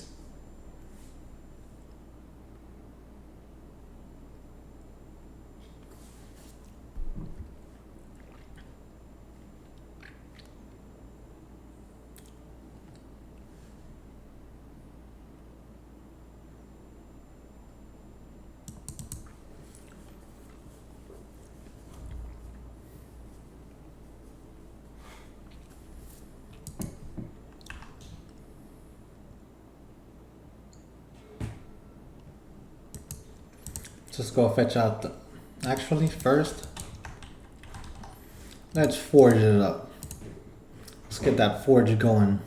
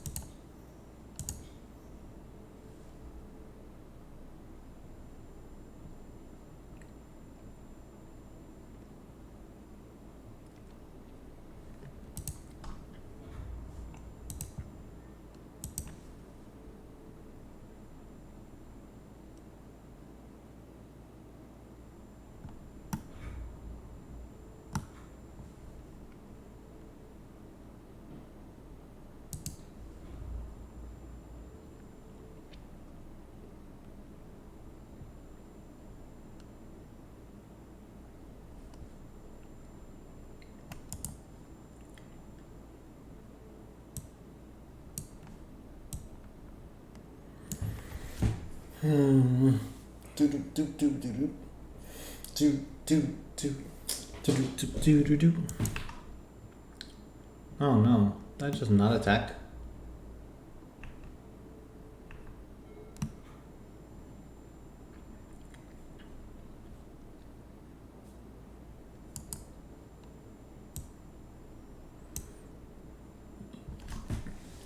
Excuse me. It's also a good thing I didn't attack though. That creature's a 3-1. I mean a 3-3 right there. It's a big boy blocker.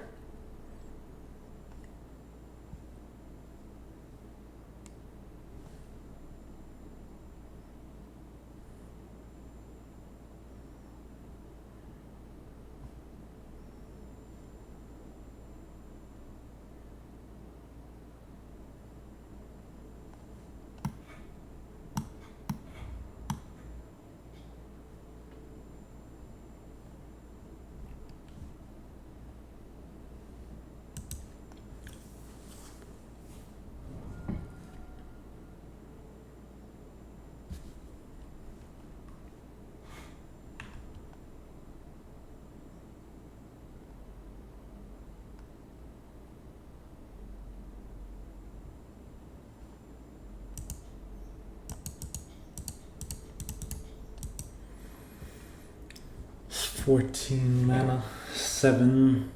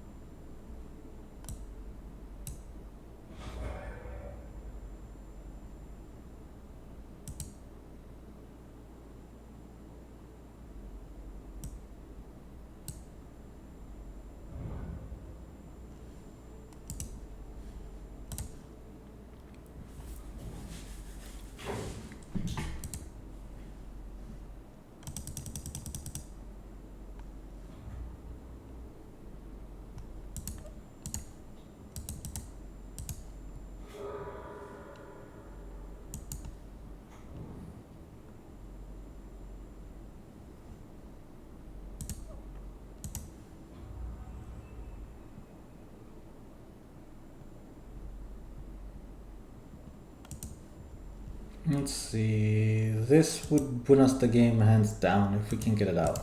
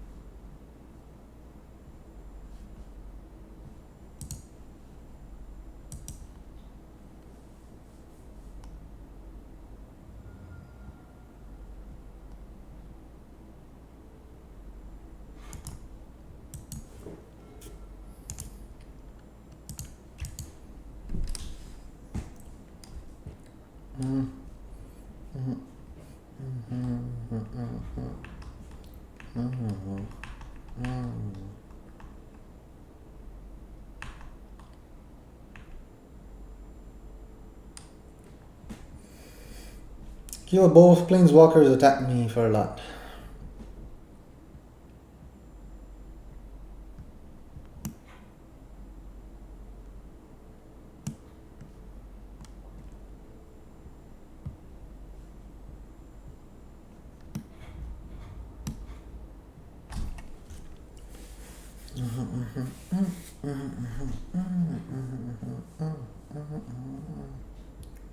Guess I could pay an infinite amount of life, right?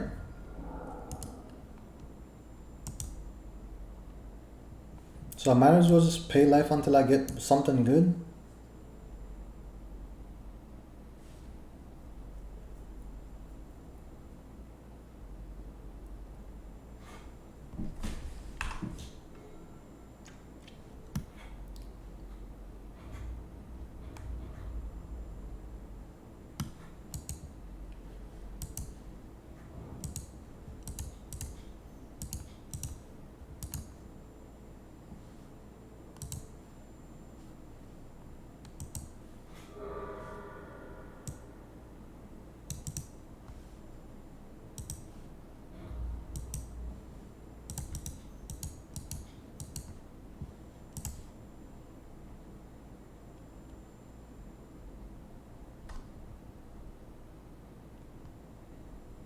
I'm at 15 minutes, they're at 14.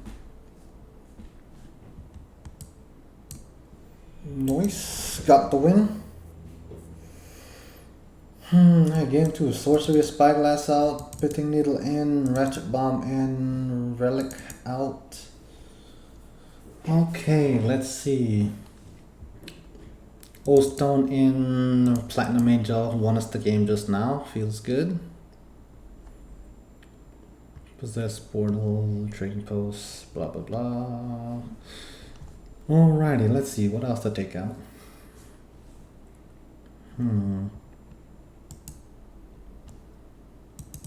Walking Ballista.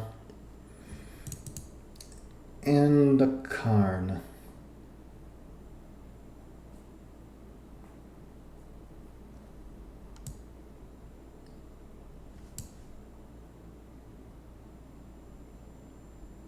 Being second card or leave and second card and leave relic in. A second card and leave relic in seems good. Because relic's just a powerhouse. You know, exiling artifacts so we can go get them back.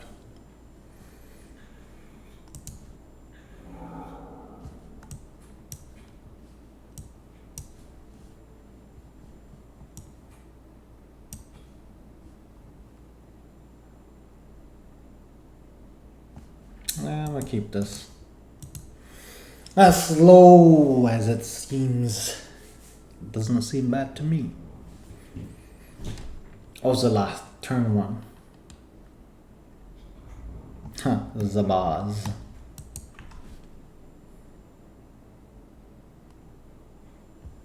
Noise, another piece of throne. Let's go.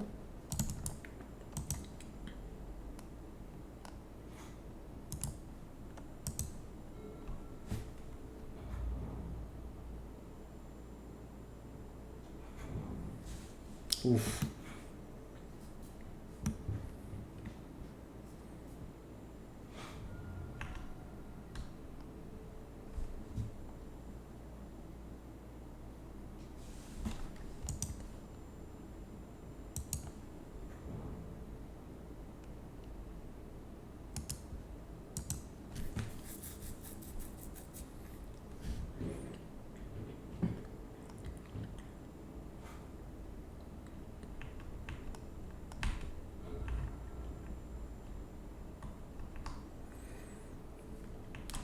Come on, let's see. Pendelhaven.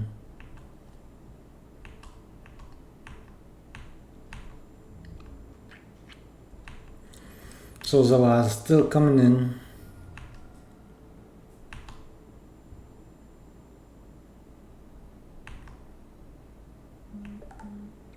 Try not to make our hand size too massive to where we can't, you know, ditch cards if need be.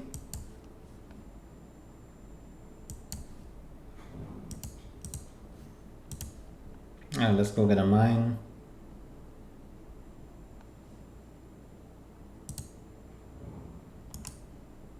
Whew, I don't know why I was choosing that mine there since I didn't see 4 in the main deck. I was like, please tell me I chose the right one. Alright, that's 5 damage we're taking this turn, guaranteed.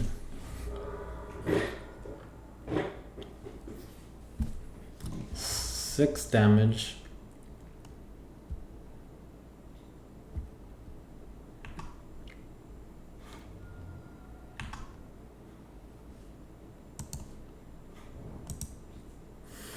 Hmm.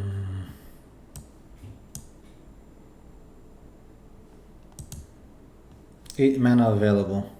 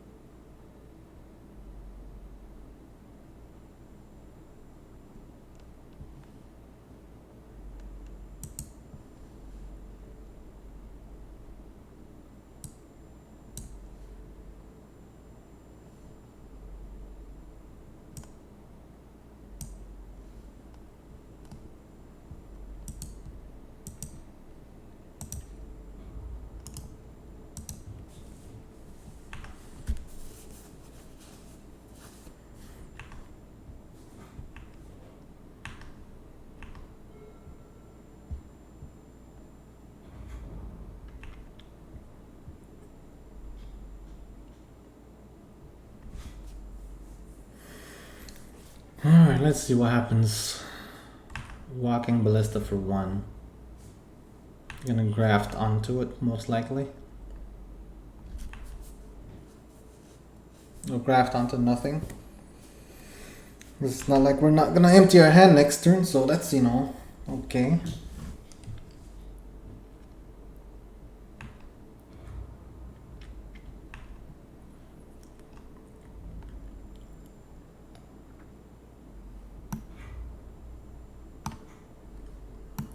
doubt they'll attack this turn.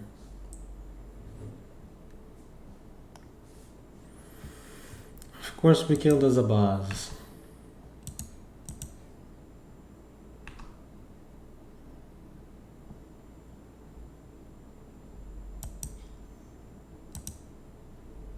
Sweet, let's go. And another 3-2 victory. Feels great.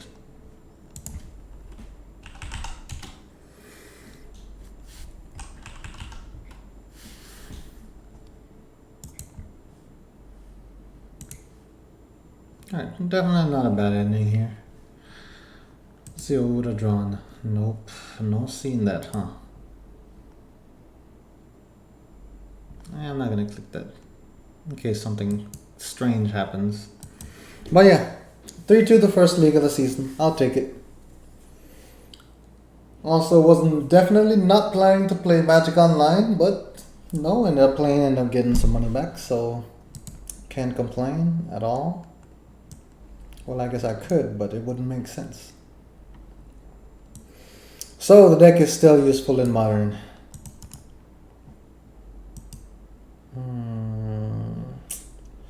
I think that's it for me. Whew, streaming for 4 hours. Definitely longer than I had originally anticipated, but I'm gonna go take care of some things around the house. So appreciate y'all tuning in. Thank y'all for the support. No, I don't get on the stream as often as I should. And I know this new set is looking extremely fresh. I myself, I'm waiting on them to allow us to buy the cards so I can snatch up some of these guys. And apparently at 12 o'clock tonight they started selling them.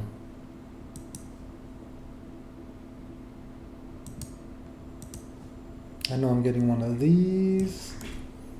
What's the name of the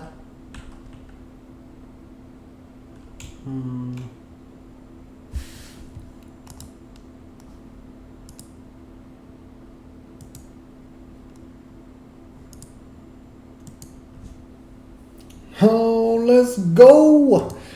I think I might. What? I only have one? Well, let me snag them suckers real quick.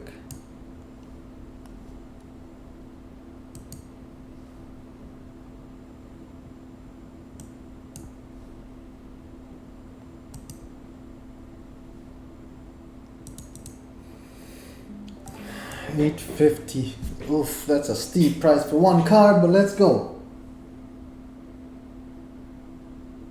Nah, man, shoot. I can't believe they started selling these cards, man, which is what I was trying to buy, but shit, they only had one. Like, holy crap. I guess I'll be checking back constantly to see when they post more in here. Literally, they only had one for sale. That's crazy. But yeah, as soon as they get back some more copies, I might get up on here and stream again. I'm gonna go clean my kitchen up, man. And see about maybe cooking something else.